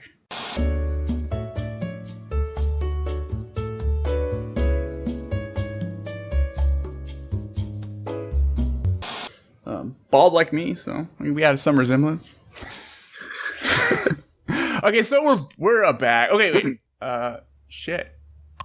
Well, okay, let's do some shout outs real quick and we'll come back. We'll do like 20 more minutes, Fryda, and then we'll wrap it up. All good. Okay, so let's do some shout outs. Yeah. It's party time, people. I'm gonna shout it out. Tell my friends what it's all about. Making love in the streets and between the sheets. Gonna shout them homies out. It's the Horribly Awkward Podcast. It's a shout-out segment of the show. So shout out the people you know. Let's make love grow on the Horribly Awkward Show. Okay, so first off, big shout-out to Danielle Rain for coming out. Absolute blast hanging out last week. That was a super fun episode. I loved it. And if you missed that episode, go ahead and go back. And we talk lots of Mass Effect. Again, Mass Effect Andromeda is the shit. Voice acting and other stuff. Other acting. Real acting. I'm just kidding. Fryda's like, what? Whoa. Thank you. That's okay. My acting's basic. Thank you, Danielle. I really appreciate that. She's such an easy person to talk to. It's so easy. And a big shout out to Brie Larson. You know why? Because why not? I just saw Free Fire last night and it was a fucking blast, dude. It was a 15-minute plot stretched out to 90 minutes and it worked. Not for 1 second are you not fully invested. Cool. Freaking work. And also big shout out to women's razors. I used one earlier because they were cheap as fuck and I bought them and they work better than men's razors. I don't understand that, but they do. Women's razors. But it's blue. I don't have like a girly pink razor. I got a blue women's razor. And it sounds weird that I admitted that out loud. You guys want to do some shout outs? Bail me out. Shout out Zombie to Cast. Zares for... Oh, yeah, okay. Shout out to ZombieCast for being an awesome podcast you can catch on Monday nights. Shout out to the No Sleep podcast for letting me read horror stories and creep myself out. And shout out to Guinness World Records, whose Gamers Edition is coming out soon, and you can read a couple of my stuff in there. That's right. You're a nerd. That's amazing. Congratulations. Thank you. Did you set records or just comment on the records?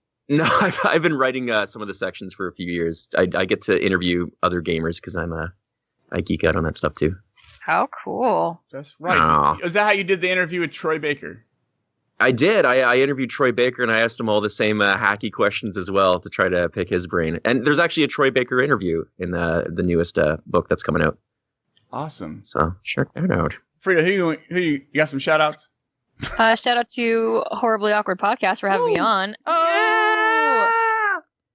Shout out to everybody who has played and enjoyed Andromeda. I hear you, I see you. It is so nice to that's the payoff at the end of the day. Like, one, we do the job for the money, but two, it's just like it's nice that it actually that a story that I got to be a part of resonates with people and, you know, brings a little something to their lives. So shout out to everybody in Andromeda. And you are super game. active on Twitter with people who tweet at you. I see that. You, Tom, Danielle as well. I see how you guys interact with people, and it just, you guys are welcoming, which is awesome because there's a lot of people you really love their work, and you might tweet at them. And I don't know if some people don't even run their own Twitter accounts. You'll just get like a like from somebody who runs their Twitter account, and you know, it seemed like Fryda, anything you retweet a lot of stuff, and I see a lot of it. It's always awesome.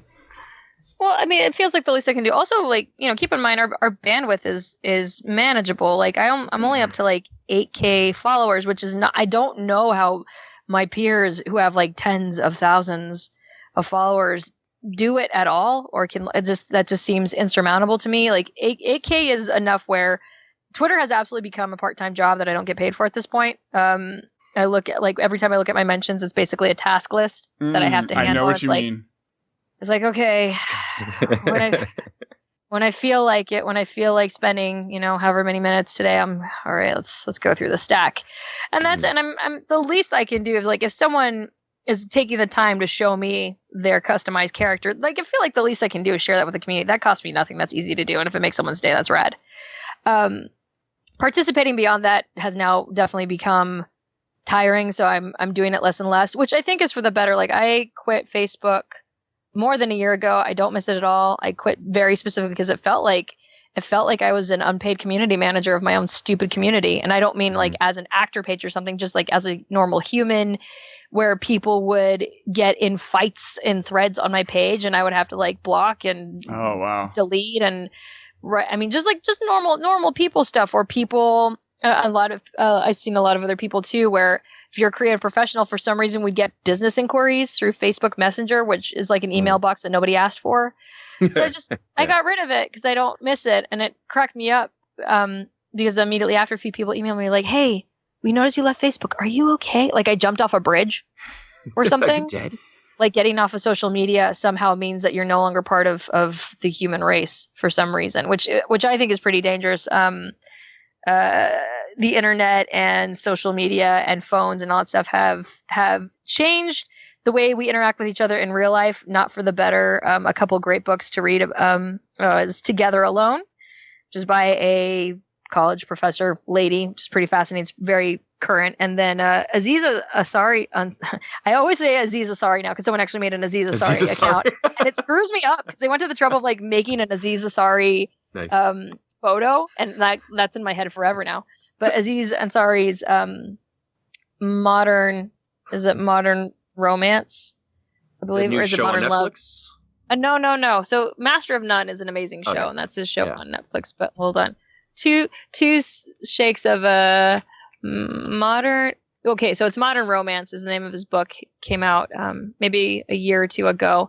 I had the audiobook version. I highly recommend it because it's Aziz's delivery. Half the time he's making fun of the listener for being really lazy and having a book read to them. And I'm like, Aziz, what if they're blind? What are you doing? That's so awesome, though.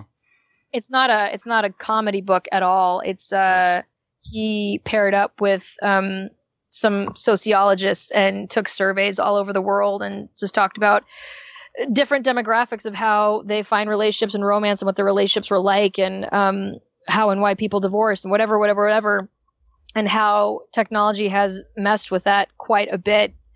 I just find those hyper interesting. I'm trying to remember why we got on this thread. Why am I on this tangent? Why am I supposed to? Oh, because of social media. Okay. Yeah.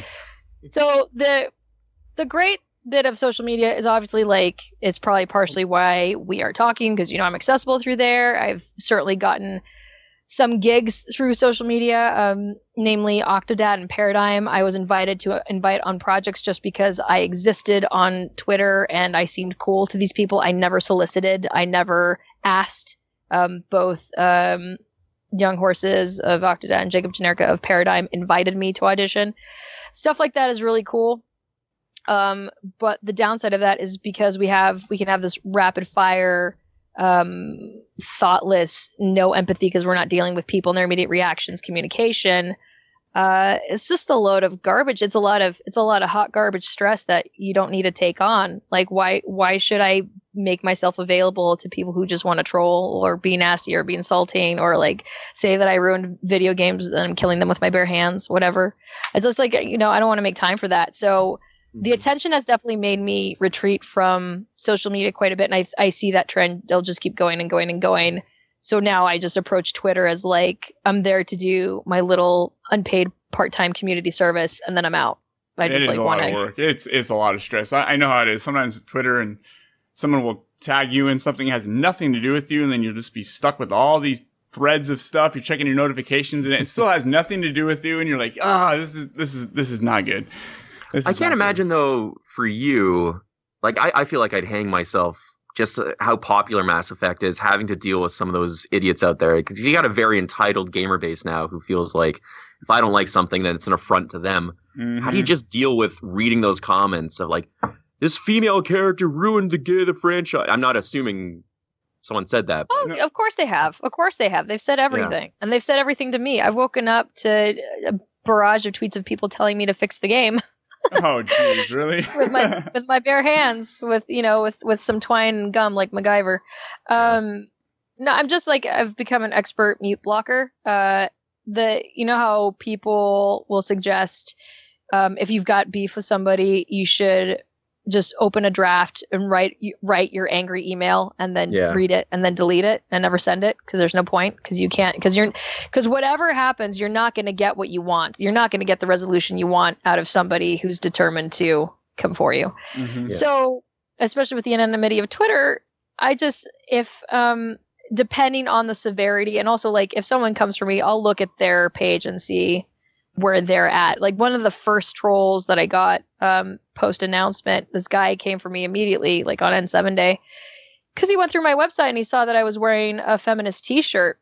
Okay. And so he immediately made a tweet where he tagged me and poor Jennifer Hale, who doesn't, has nothing to do with me, doesn't know me, is not involved in this shit, and she's getting dragged down in it.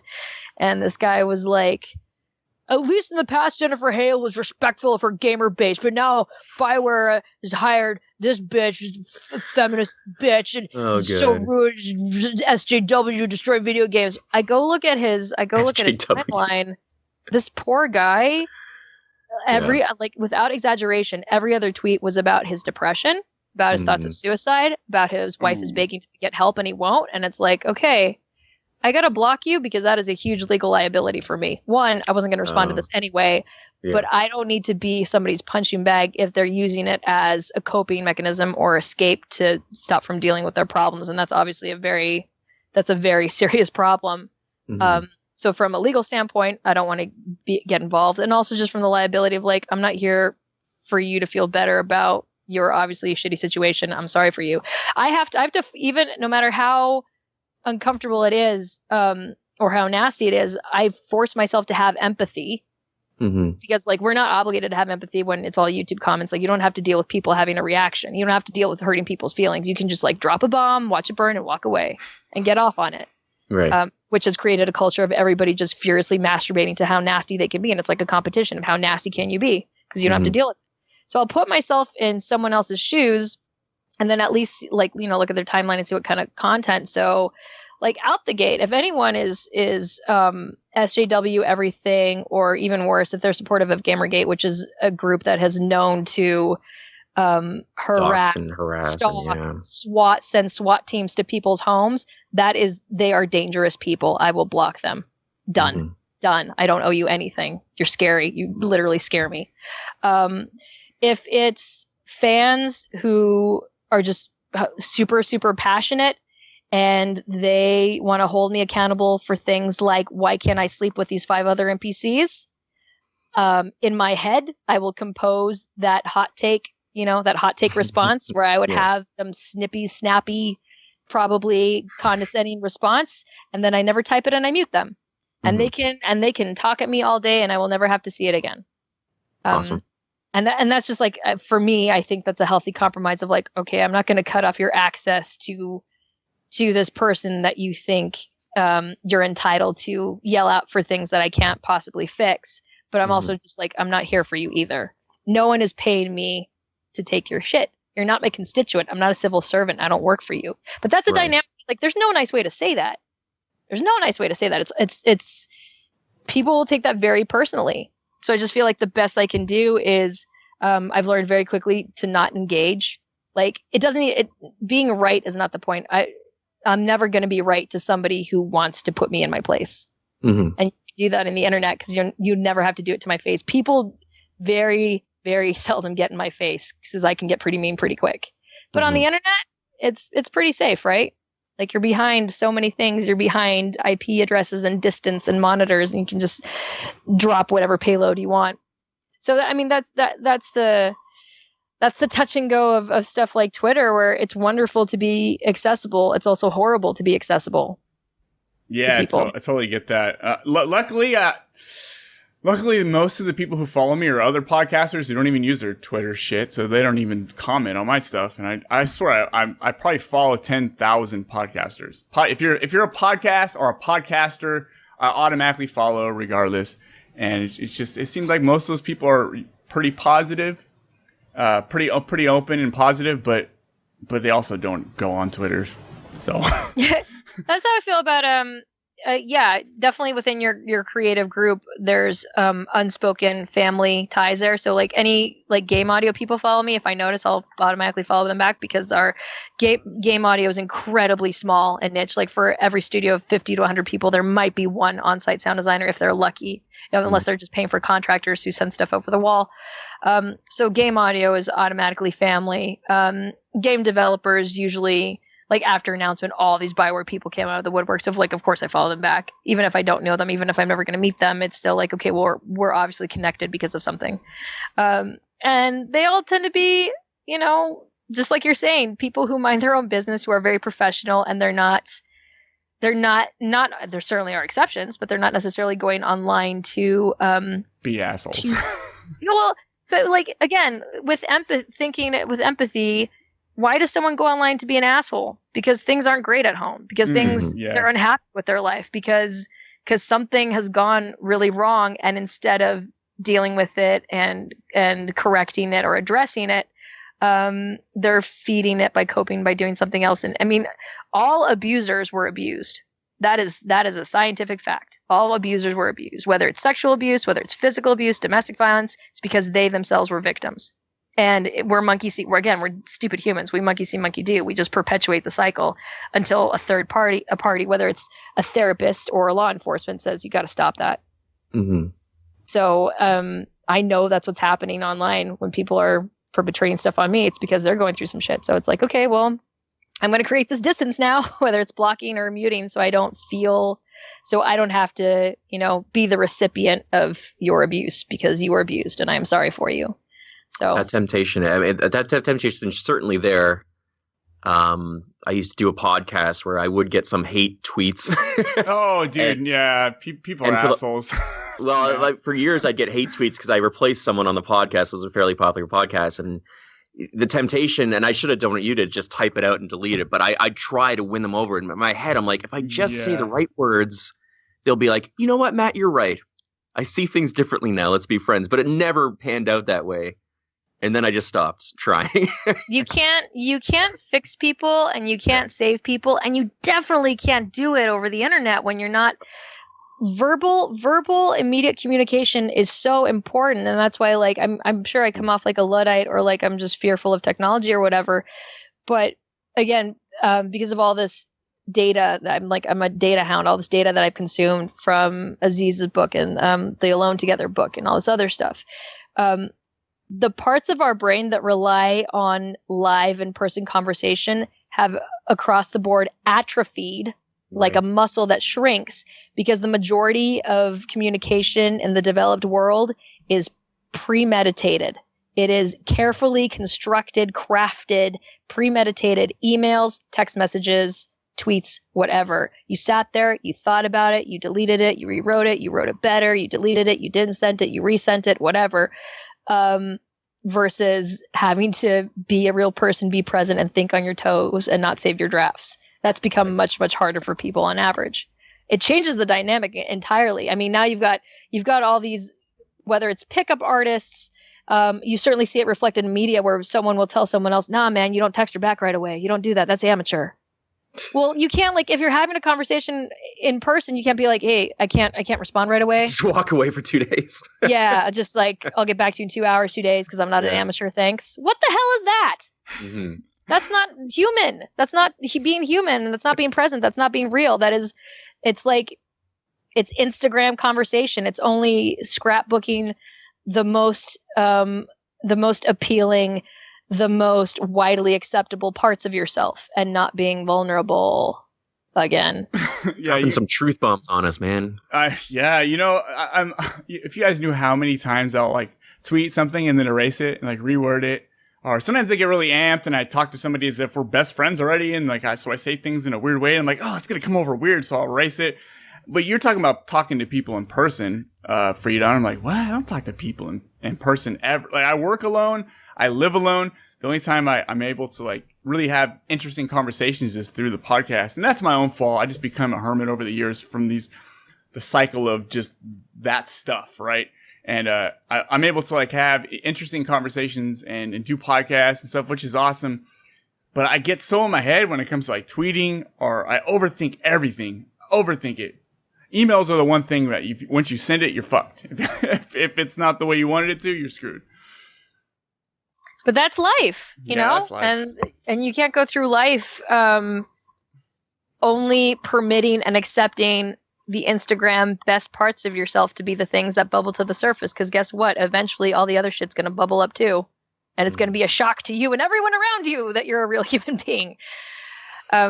Like, again, in Aziz's book, he uses Yelp as a great example. Like, it used to be, I mean, this is also like The Onion had this great, one of their fake headlines was, local woman bravely walks into a restaurant without looking up reviews first.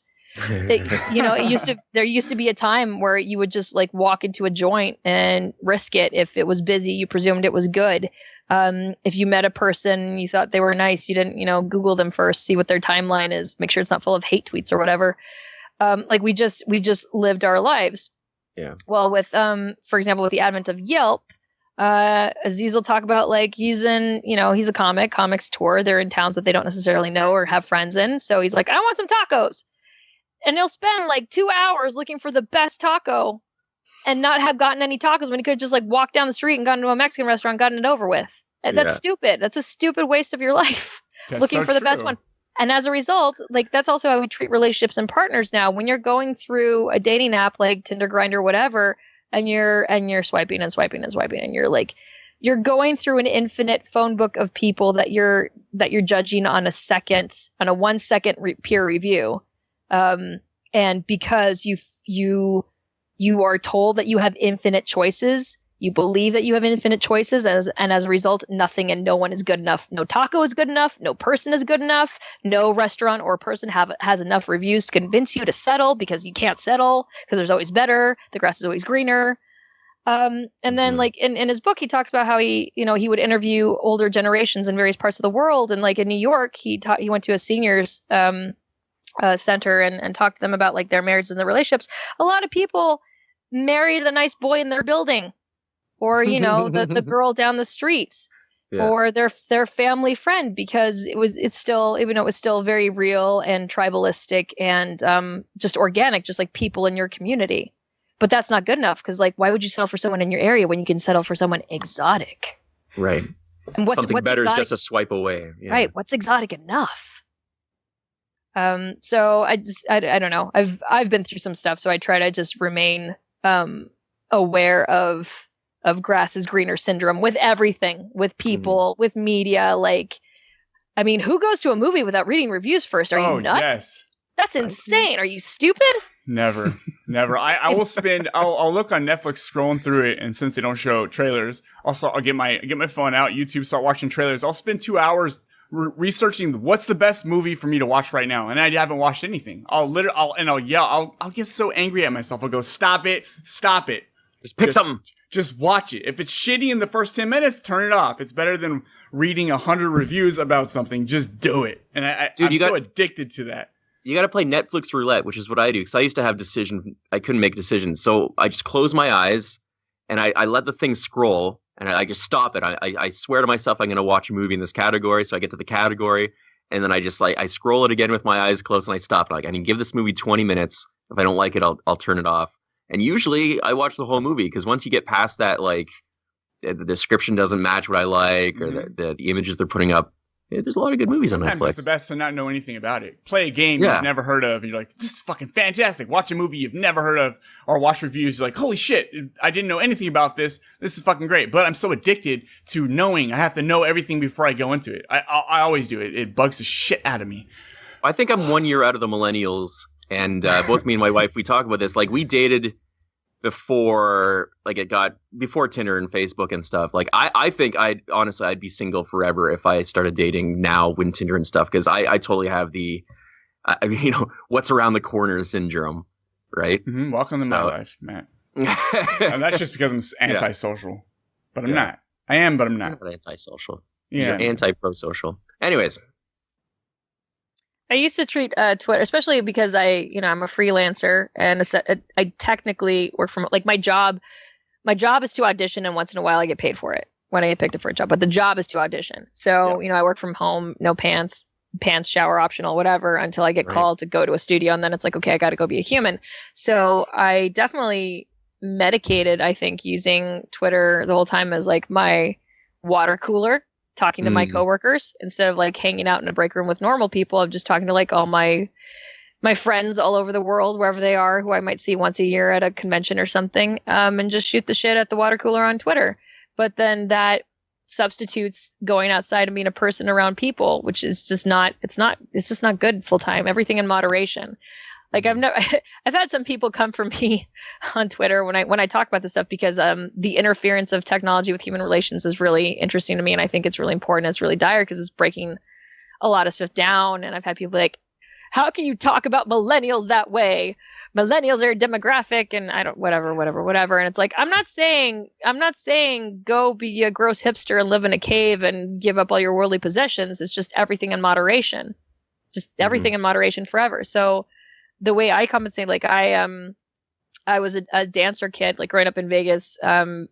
Dance class was just like my personal escapism. It was my break from school and parents and people and pressures. Like nothing else mattered when I was in dance class. So as an adult, for me, group physical activities is the best, because I have to, now as an adult, I do a lot of Muay Thai, kickboxing. I was in an MMA gym for a couple of years, Mark Munoz's gym in Orange County. It doesn't exist anymore, but I did jiu-jitsu for a hot minute, which I don't recommend if you're a voice actor, because when you're practicing chokes, you can get your throat bruised, and that's bad. So I was like, cool, well, I know how to rear naked choke somebody now, but can't do it because of my livelihood. It's just not worth the risk. So I forced myself to go to a kickboxing gym, and that one, I'm out of the house. I'm not in front of the computer. I'm not like mindlessly YouTubing or something. I'm wearing pants and bra. I have to be around people. I have to be physically present, because if I fall asleep, I'm going to get punched in the face.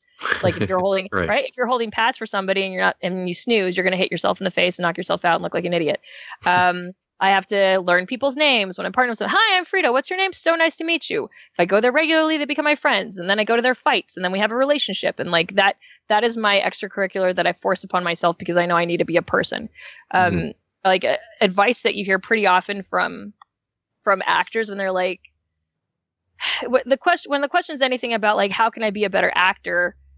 You often get this kind of new agey, what the hell is this answer of like, just be a better person. Well, what does that mean? Actually, what it means is that, and I think this applies to just human beings, your life can't be 100% about your job. Mm-hmm. Then it also can't 100% be about your family and relationships at home. You have to have like a little corner that's been cut out for you and your interests and live your life. Meaning, like, if I spent all my time reading about, researching, talking about voice acting, for example, which is an incredibly niche specific job, my life and my scope of the world would be very limited if I'm not indulging in like world events, the news, other people's perspective, other people's lives, going outside and doing something that has nothing to do with voice acting. I bring that back and it enriches anything I do to enrich my personal life enriches my ability to do my job. I just had this, just yesterday I had a game audio hangout with I try to organize local game audio people and lateral relationships to just come hang out every so often. And I was just talking to a buddy of mine who has been incredibly successful in business. He's also a programmer, so he's like getting flown out to work for all these startups and just like rolling, which is great.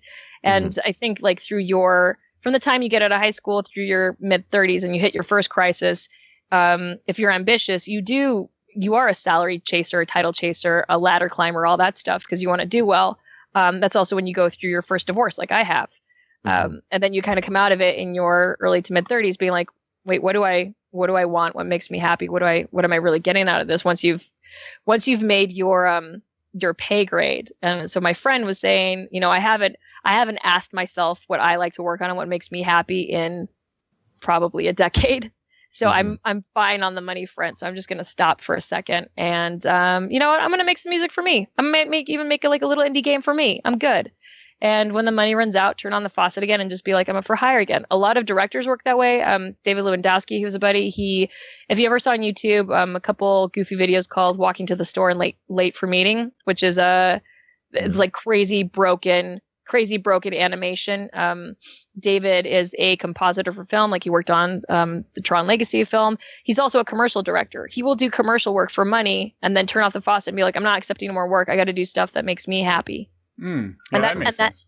And then he comes back refreshed to do the commercial work, not hating it, not resenting it, because he forced a balance of like what makes me happy, what is fulfilling me as a person, and what is giving me a better, more realistic view of the world versus my what's going on in the four walls of my office where I eat, sleep, do email, do everything in front of the computer. It's bad when every single meal is in front of the computer, right? Yeah, it's not good, not good mentally. Yeah, but we're all guilty of it. Like once in a while it's fine, but when that's your 9 to 5, 5 to 7 days a week, that's bad, and we're doing it en masse as a population. So that's make me want to read this Ansari book. It's and Together great. Alone, the other one you said, right? Together Alone, or Alone Together rather.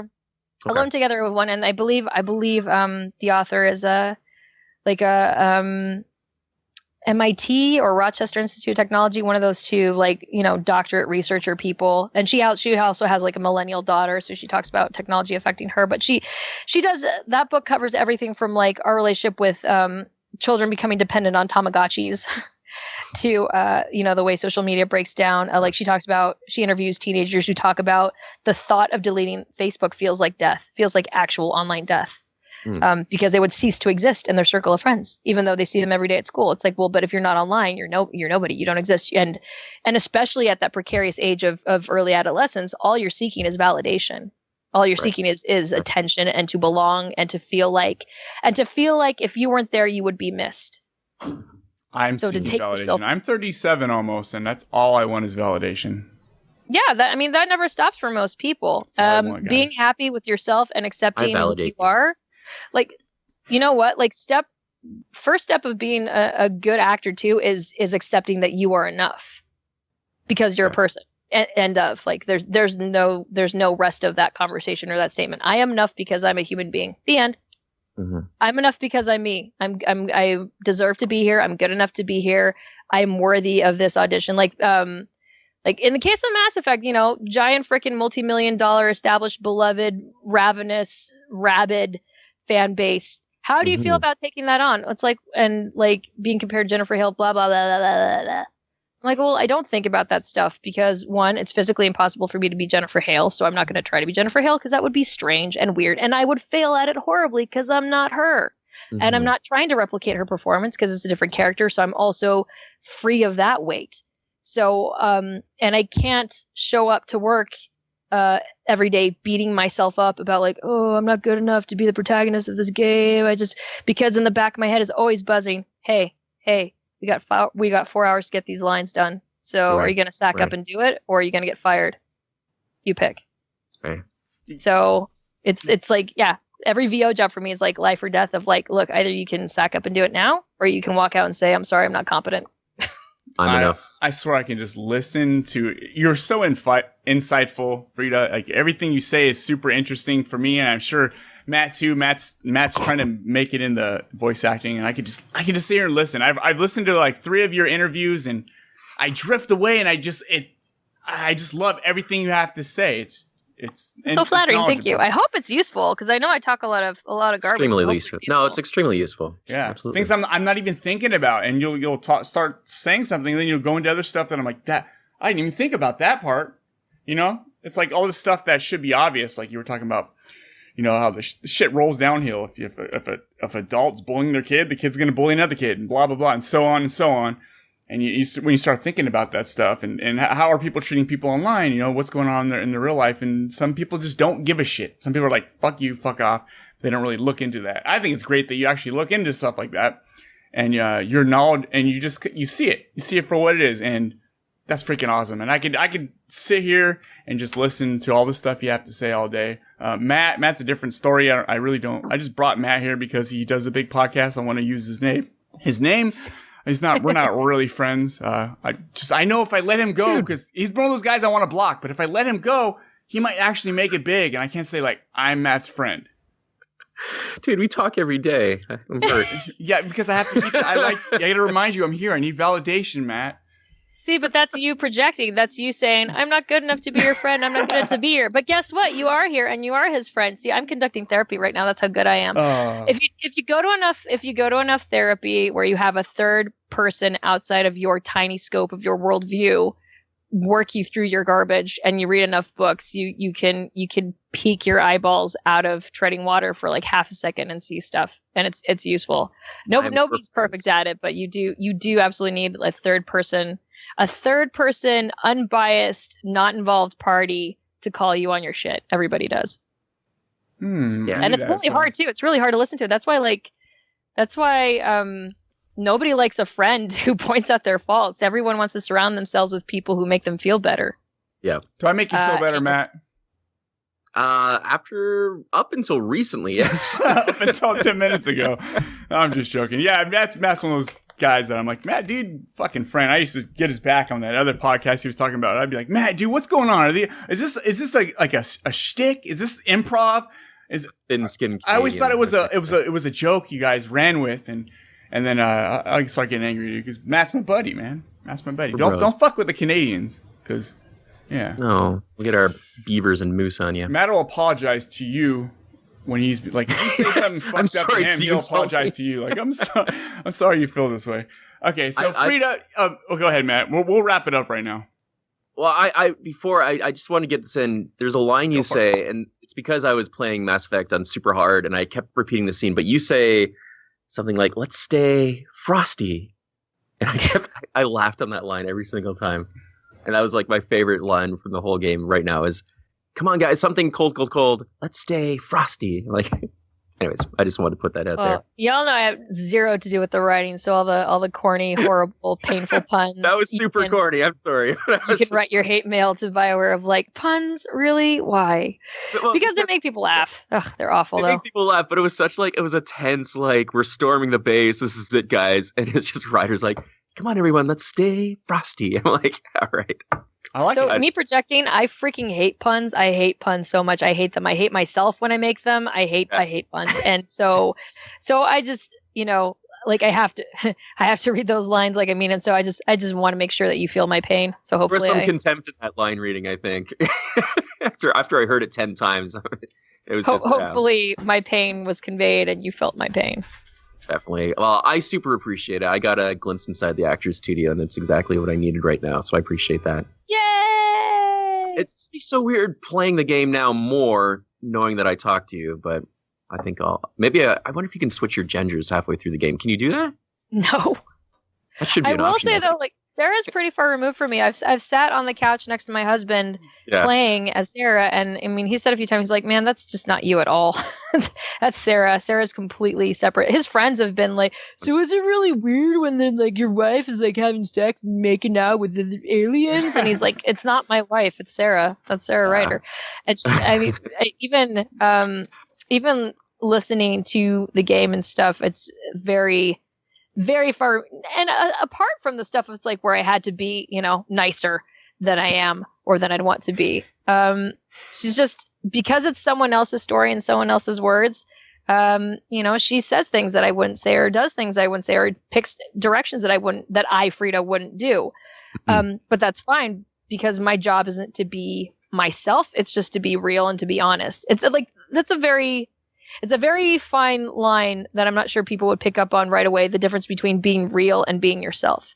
So if I'm hired for a commercial, for example, they want me, Fryda, shooting the shit about this thing unless they're having me play a character. Then I'm allowed to be myself, because they've hired me based on my natural, inherent gut reactions to this thing.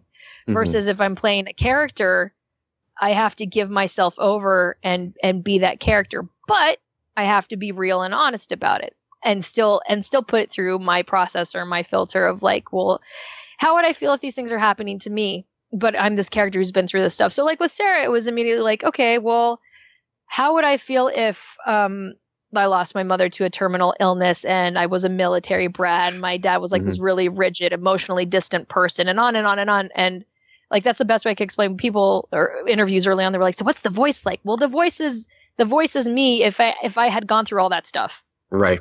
And, which doesn't necessarily make sense to a non-actor. Like, what? But like, no, like, is it a funny voice or is it a lower voice?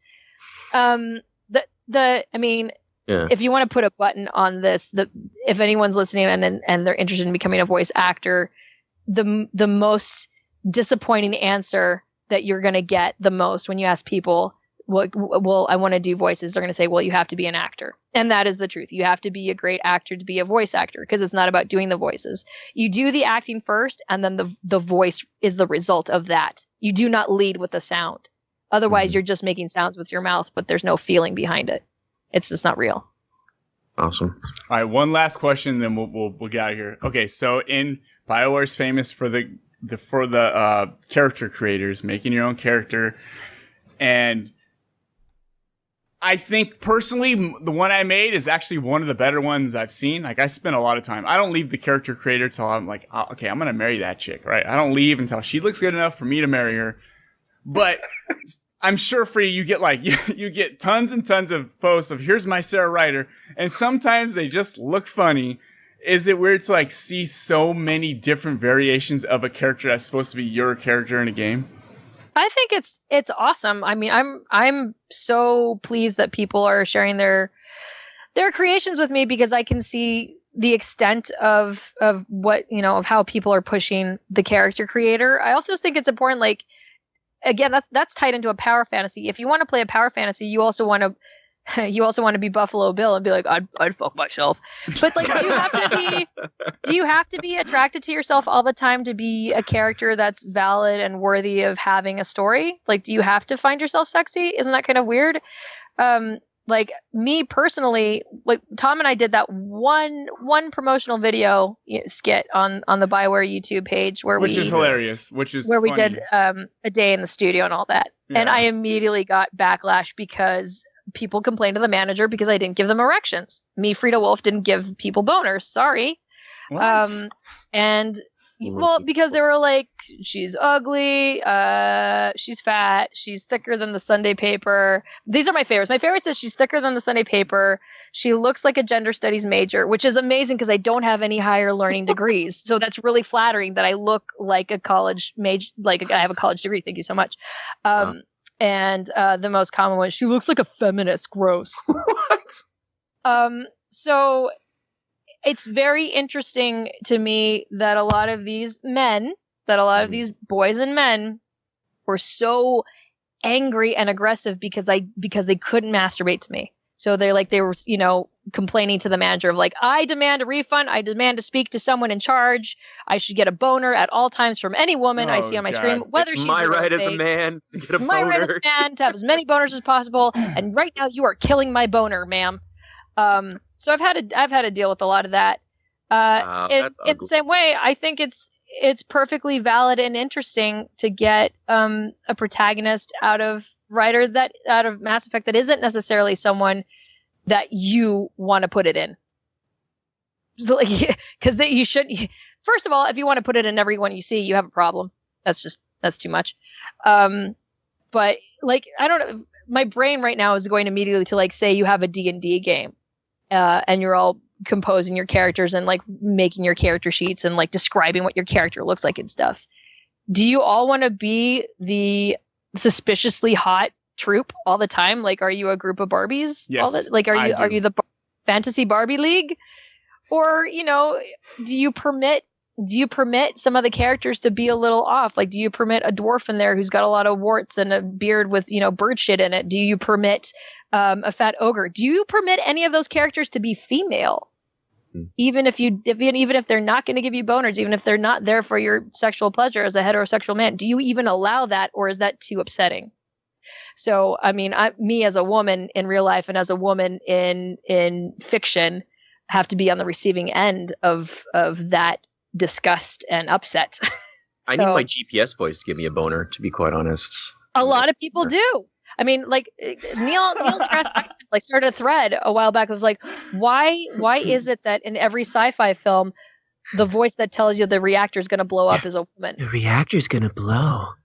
Right, like hard.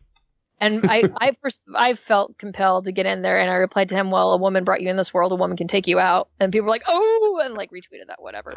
But I do think it's because like one usually, and whoever's in charge is male, and they want to hear someone sexy. You're gonna die sexily. Your toast is ready, Iams. Yeah, Alexa, How I hot love you. Do you want it? Yeah, Alexa.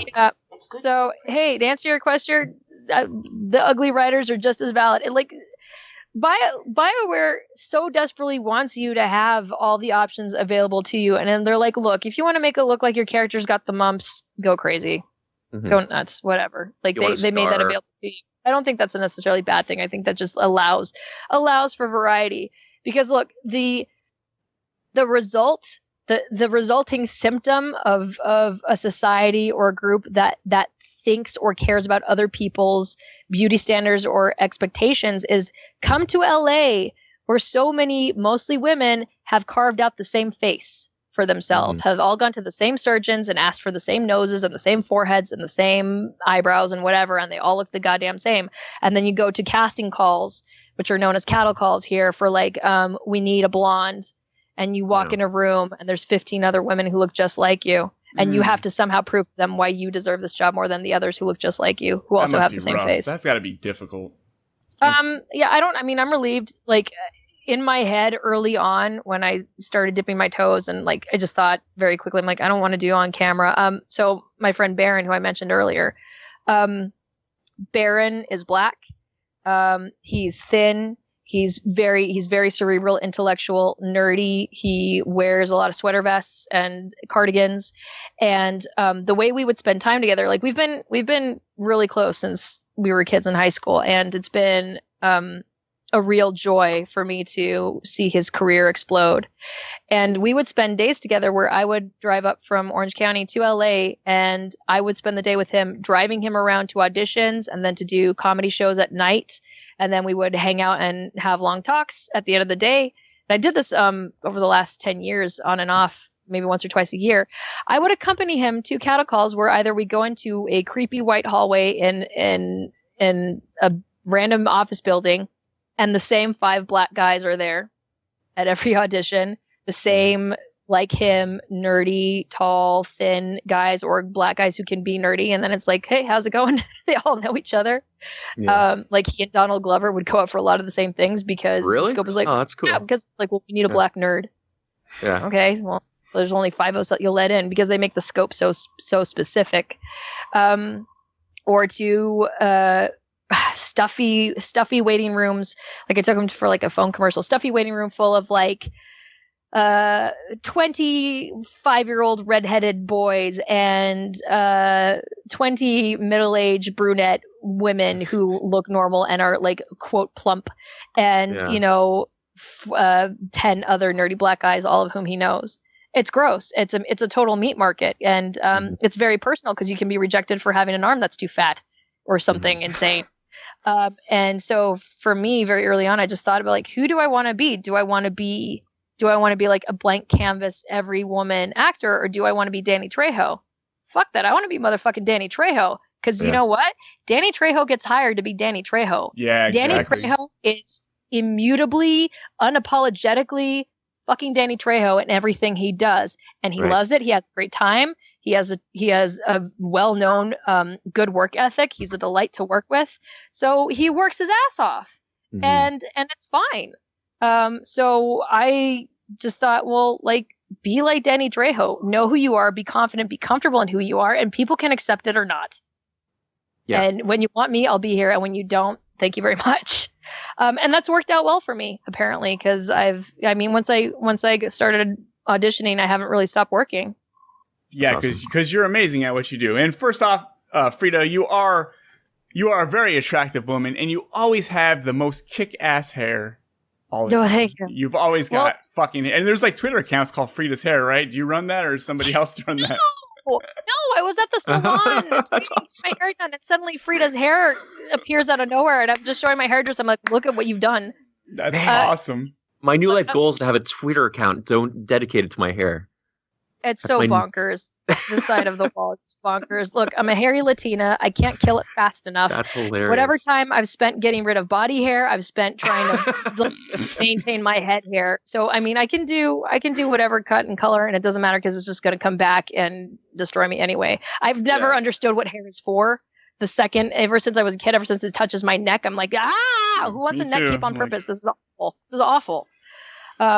So yeah, that's the deal with my hair. So thank you for the compliments. I appreciate it. That's awesome. Yeah, I think I follow that Fryda's hair account for the fuck of it. But that's amazing. That's amazing. So I want to say thank you, Fryda. This has been like really, really insightful, interesting. I love it all. You know, like I've said 100 times, Mass Effect Andromeda has become my favorite. Out of all 4 of the games that are out there, I'm not saying that it's better than the original trilogy. I'm just saying it is my favorite, and it's because of all the voice acting and just it's a big open world game. I spent 100 hours. I heard so much Fryda. I heard so much of your voice. It's awesome. It's so awesome. I love it, and I know Matt felt the same way. That's why I invited him on. Matt, you are my friend. I hope, and we'll talk. Yeah, we'll talk about that. Yeah, let's keep it like on the DMs, all right? And this has been an awesome time. Anything else you want to say, Matt, before we do the wrap up part? No, just echoing what you said. I think it's for me, it's huge hearing you talk. So thank you so much. Thank you so much. Thank you for having me. Yeah, you got wait. Yeah, go for it. Are there 2 other games in the Mass Effect trilogy? Are you recording lines for Mass Effect Andromeda 2 right now? Well, I mean, look, you can look at people's Twitter accounts before you ever consult me. I'm looking at BioWare's Twitter accounts, and people have talked about they've moved on to other projects or they're finally on vacation, taking time off. So you know what I know. I mean, BioWare, most game companies are smart and they keep actors in the dark. So when we say I don't know, we mean it. I don't know. I really don't know. It's okay. Don't worry. Turn off the recording for a sec. It's off. It's okay. Okay, come on. Yeah, I've been working. You've been in the booth. Lines. I've been doing lots of lines. Mass Effect Andromeda. We call it Chapter 2. Chapter 2. No, no idea, guys. You know what I know, and Bioware would have let the public know way before they ever. I mean, like, look, actors are just contractors. We're not on the ground. We don't work at the studio. We don't get the company emails. We're just hired hands for whenever we get called in to do work. So you know what I know. At the same time, like, if they're gonna do a second Andromeda, it's pretty much you've got to be involved, right? You'd get an email saying, "Hey, what's your timetable like over the next year?" Yeah, you would think. Yeah, I mean that's how it starts. You get your agent gets an email, and then you get an email saying, "So, what's your availability for the next blah blah blah?" And you're like, "This," and then you hear back or you don't. I don't know. Well, I mean, keep your fingers crossed. And with you on an upcoming Mass Effect. The developers would love to hear everything you've told me as far as like what you enjoyed. So they certainly don't mind the tweets of appreciation. Okay, I will do that. 'Cause I feel the game kind of got a stupid bad rap because that facial animation stuff, and some people might have passed it over stupidly, but I think it's one of the tightest games out there. That and Horizon Zero Dawn, I think it's been a good year for games, and I just hope people pick this game up and don't listen, because I'm going to get off on a tangent. But what I hate right now is every time a game comes out, there's a vocal minority who finds something to shit on, and that might turn other people away from it. And I feel Mass Effect Andromeda kind of got hit with that, with the voice lip syncing stuff. So I'm just really hopeful. I didn't even notice it, dude. I did not notice any weird animations. Every once in a while, there'd be like a firefight, and you'll see like the I noticed a couple of times. Extra smiley, but nothing that turned me off ever. So I'm gonna get angry. I'm gonna get angry. I really think it's a solid game. Yeah. People. Well, like I said, if people are going through a bad time in life, they're gonna find something to furiously masturbate their hate to. And if it happens to be Mass Effect that week, next week it's gonna be some other game, and the week after that some other game, and it'll be something else and something else, something else, something else. And that's just people working out their stuff. You don't have to take it personally. Or you can, but then you'll be furiously masturbating how much you hate them. It's like, oh, I hate you so much. You're so mean. President of the United States, and you'll launch a missile attack. Yeah, you'll just be on Twitter forever, getting yourself off how much attention you're getting for being shitty. Spread some positivity, you guys. Play Mass Effect. Share your screenshots with Fryda. Positive shit. Like, let's be positive, man. Let's be positive. Yeah. Let's help this indie game get the recognition it deserves. It's okay to be honest and be negative, but it's not okay to bash shit because it's not what you want. I mean, it's obvious when you play Mass Effect, you're like, it's not what they wanted, but it's not because it's a bad product at all. Like I was saying, it's my favorite one. I was so pissed off that it ended. I ran out of shit to do, and I'm angry. Then I had to play another game, and I wasn't ready for that. I felt so sad. I was like, oh, it's over. Well, speaking of pissed off, if I don't help my wife make dinner. Oh, your wife. Okay. I'm to be. All right, you guys, let's get to the wrap up. Let's get to the wrap up! Hey, yo, Freeman. Yo, what's up, Iams? Dude, what's left to do? I don't know, man. Wrap it up, son! As far as stuff that's announced, please play and buy Paradigm. I'm super proud of that game. It's an indie point-and-click adventure made by one child in Australia, Jacob Generica, who's like 25 years old, maybe, awesome. Who's never made a game before, living at home with his parents. Please buy the game so he can move out and be a full-grown man and make the next game. Paradigm is super, super awesome. It's a very creative, gorgeous, well-thought-out, post-apocalyptic Eastern Bloc world. I'm a bunch of voices in it. That poor kid. So not only is he responsible for everything except for music and audio, although Jacob did take on some of those responsibilities. He's also the VO of the protagonist. So he relayed to me. He's like, I didn't do as many lines as you in Mass Effect, but oh boy, that thing about having to sound interested every time I encounter a new thing, that's hard. I'm like, yes, it's very hard. So it's one of the few people who understands. So play Paradigm, support indie games. Also, I'm in Quake Champions from id, it's in closed beta right now. It's being released later this year. They let me be two characters. I am Nyx, who is the stealthy leather sexy lady with blue hair, and I am Slash, who is the rollerblading mohawk tattooed lady. That's just like her sound. It's just like, well, it's the difference. They're like, what's your range? It's like, I can be stealthy and sexy, or I can fit in your face, whatever. And that's, backwards hat and crossed arms and all. So Nyx and Slash in Quake Champions. And I wish I could say more. The pain in the butt with voice actors is like, what you're working on versus what is out. By the time stuff comes out, we forgot we worked on it. The shortest turnaround for any animated anything ever I've ever done is a year and a half. Wow. After recording. So by the time something comes out, I'm like, oh, I worked on that. Oh, I worked on that. Huh. So I'm in like 3 animated shows right now that I can't talk about because they're not even going to be available to watch till sometime next year. So I'll talk about them then. I can't wait. Really super, super lucky. Is one made by #blessed. Dan Harmon? No, that would be bonkers. That would be crazy.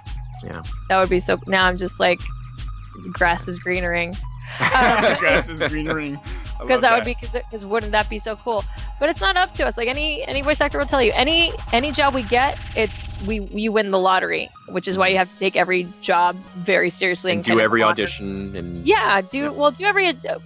I don't do audition. I've reached the point where like if the pay isn't good enough, like worth my time, especially in the non-union world, and it's like, okay, I'm not going to give you my time when I could have made union minimum wage. And then also just like I was saying earlier, if you have a judgment on the script, it's going to come out if you don't like it. And like for products, services, or script, like if I find a script to be like really demoralizing or like just really gratuitous in whatever manner that like puts a bad taste in my mouth, I can't do it because I know I can't go in the booth and like sincerely act like I like it anymore, because it's like, okay, we're past that point. I've read this and I don't like it. So the best thing you can do is delete that. Don't waste other people's time if you're not into it. It's like, look, me with my relationship analogies, if you go on a date with someone you already know you don't like, don't do it. Don't do it. Don't lead them on. Don't lead them on.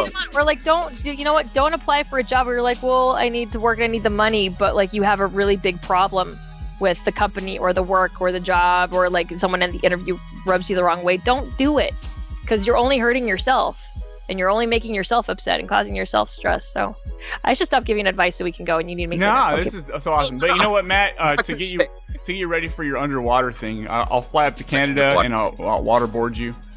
Bring a towel and some water. I got to be in the moment, right? So let's do it. I want you to get used to like drowning and all that feeling, that that panicky feeling. Oh, but Fryda, your Twitter account and all that stuff, or any other social media? Everything is my name. My name is weird enough, so I don't try to make it harder for people to find me. Twitter is my name, Fryda Wolff, Fryda Wolff, and so is my website, frydawolff.com. If you have questions about how to be a voice actor, I've probably already answered them. You can go look at my blog or ask me a new one if I haven't already answered it. I'm going to pick your brain a little bit, probably. And go for it. Fryda's hair. Or you can follow my hair. Actually, that artist contacted me and said, hey, I deleted the account. I don't feel weird, because they felt, I don't remember, something about like they felt strange about it, but it was a good laugh. Don't worry. I'm sure it'll come back, because every 6 weeks I go in and do something new with it. Awesome. Matt, go ahead and plug your social media, brother. Yeah, just at Matto McFly, MattoMcFly. And got Facebook, but that's not really a thing I want to put out there. Okay. And No Sleep Podcast. You guys listen to No Sleep Podcast. It's huge. It's huge. Personally, I love doing it. So yeah, check that out in ZombieCast. But I already did those. Yeah, so all that stuff is great. My name is Sean. You guys all know that. I'm just kidding. Check me out on ZombieCast. I was on the last episode 247. I was on there. It was pretty fun. And Everything is Awesome podcast with Kevin Gallagher, episode 62. I did that, so go check me out over there. But also shout out to Ryder Shepherd. I don't know if you're aware of this account. I'm pretty sure you are, Fryda. She's very positive, and I actually chat with her a lot on Twitter. Cool shit. All Mass Effect, usually the topic is the topic, but very cool. Horribly Awkward is on the Hush Your Face network, so check that out. Along with all the other stuff, go to hushyourface.com and find me on Twitter at awkward_podcast, or at They Call Me Imes is my personal account, and I will let everybody go. As Gidget would say, peace out, bro. Hey, it's the S to the M and the L to the Isa. Slammerkins in the house, so drop your and listen. Pour with glee, backward cock flash. Merrily Sockbird telecast. Destiny Doctor downcast. Callously squandered lamb. Heavenly slaughtered broadcast. It's the Horribly Awkward Podcast. Do I say wolf? Well, I just have an extra F, so. Wolf for extra fun? Yes. Okay. Wolf.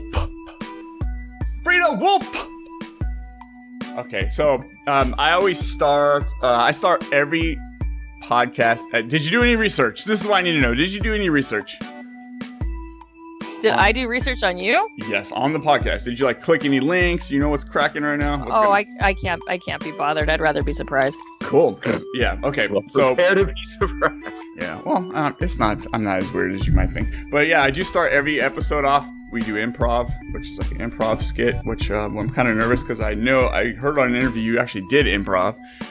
Well, I just did classes. Like no one's paid me to do it. I paid people to let me do it, which is different. Well, I mean, I haven't even done that. All thing is I know is I pretend like I know what I'm doing every week. That's it. That's part of the game. Yeah, it's fun. So yeah, we do an improv skit. That's like the icebreaker, and then after that, it's just talking. Cool. My name is Matt Bradford, and this guy Matt here. Yeah, we brought him here because you're gonna teach him a little something about voice acting. Because this guy thinks he wants to be a voice actor, and he may be a voice actor. I do commercials. He does commercials for what is it? Ashley Madison. Xbox. Ashley Madison. Ashley Madison. What's the other one? Cialis. Okay. That's a specific demographic. 40-year-olds. No, I'm doing my first video game gig in a month. Pretty Congratulations! excited. I'm gonna pick your brain. Yeah, thanks. Look, if someone's giving you money, you're a professional. Professional, period. But if someone's giving you money to voice act, then you are a professional voice actor. No, it's a legit gig. I've been doing the commercial stuff for a couple years, but I'm finally breaking into the stuff I want to do, which is awesome. Good. So I'm gonna pick your brain on that stuff. Sure thing. Matt, you're totally boring me right now because I already know all this shit. I don't know why I brought you on this podcast. Oh, yeah. That's a horribly awkward show.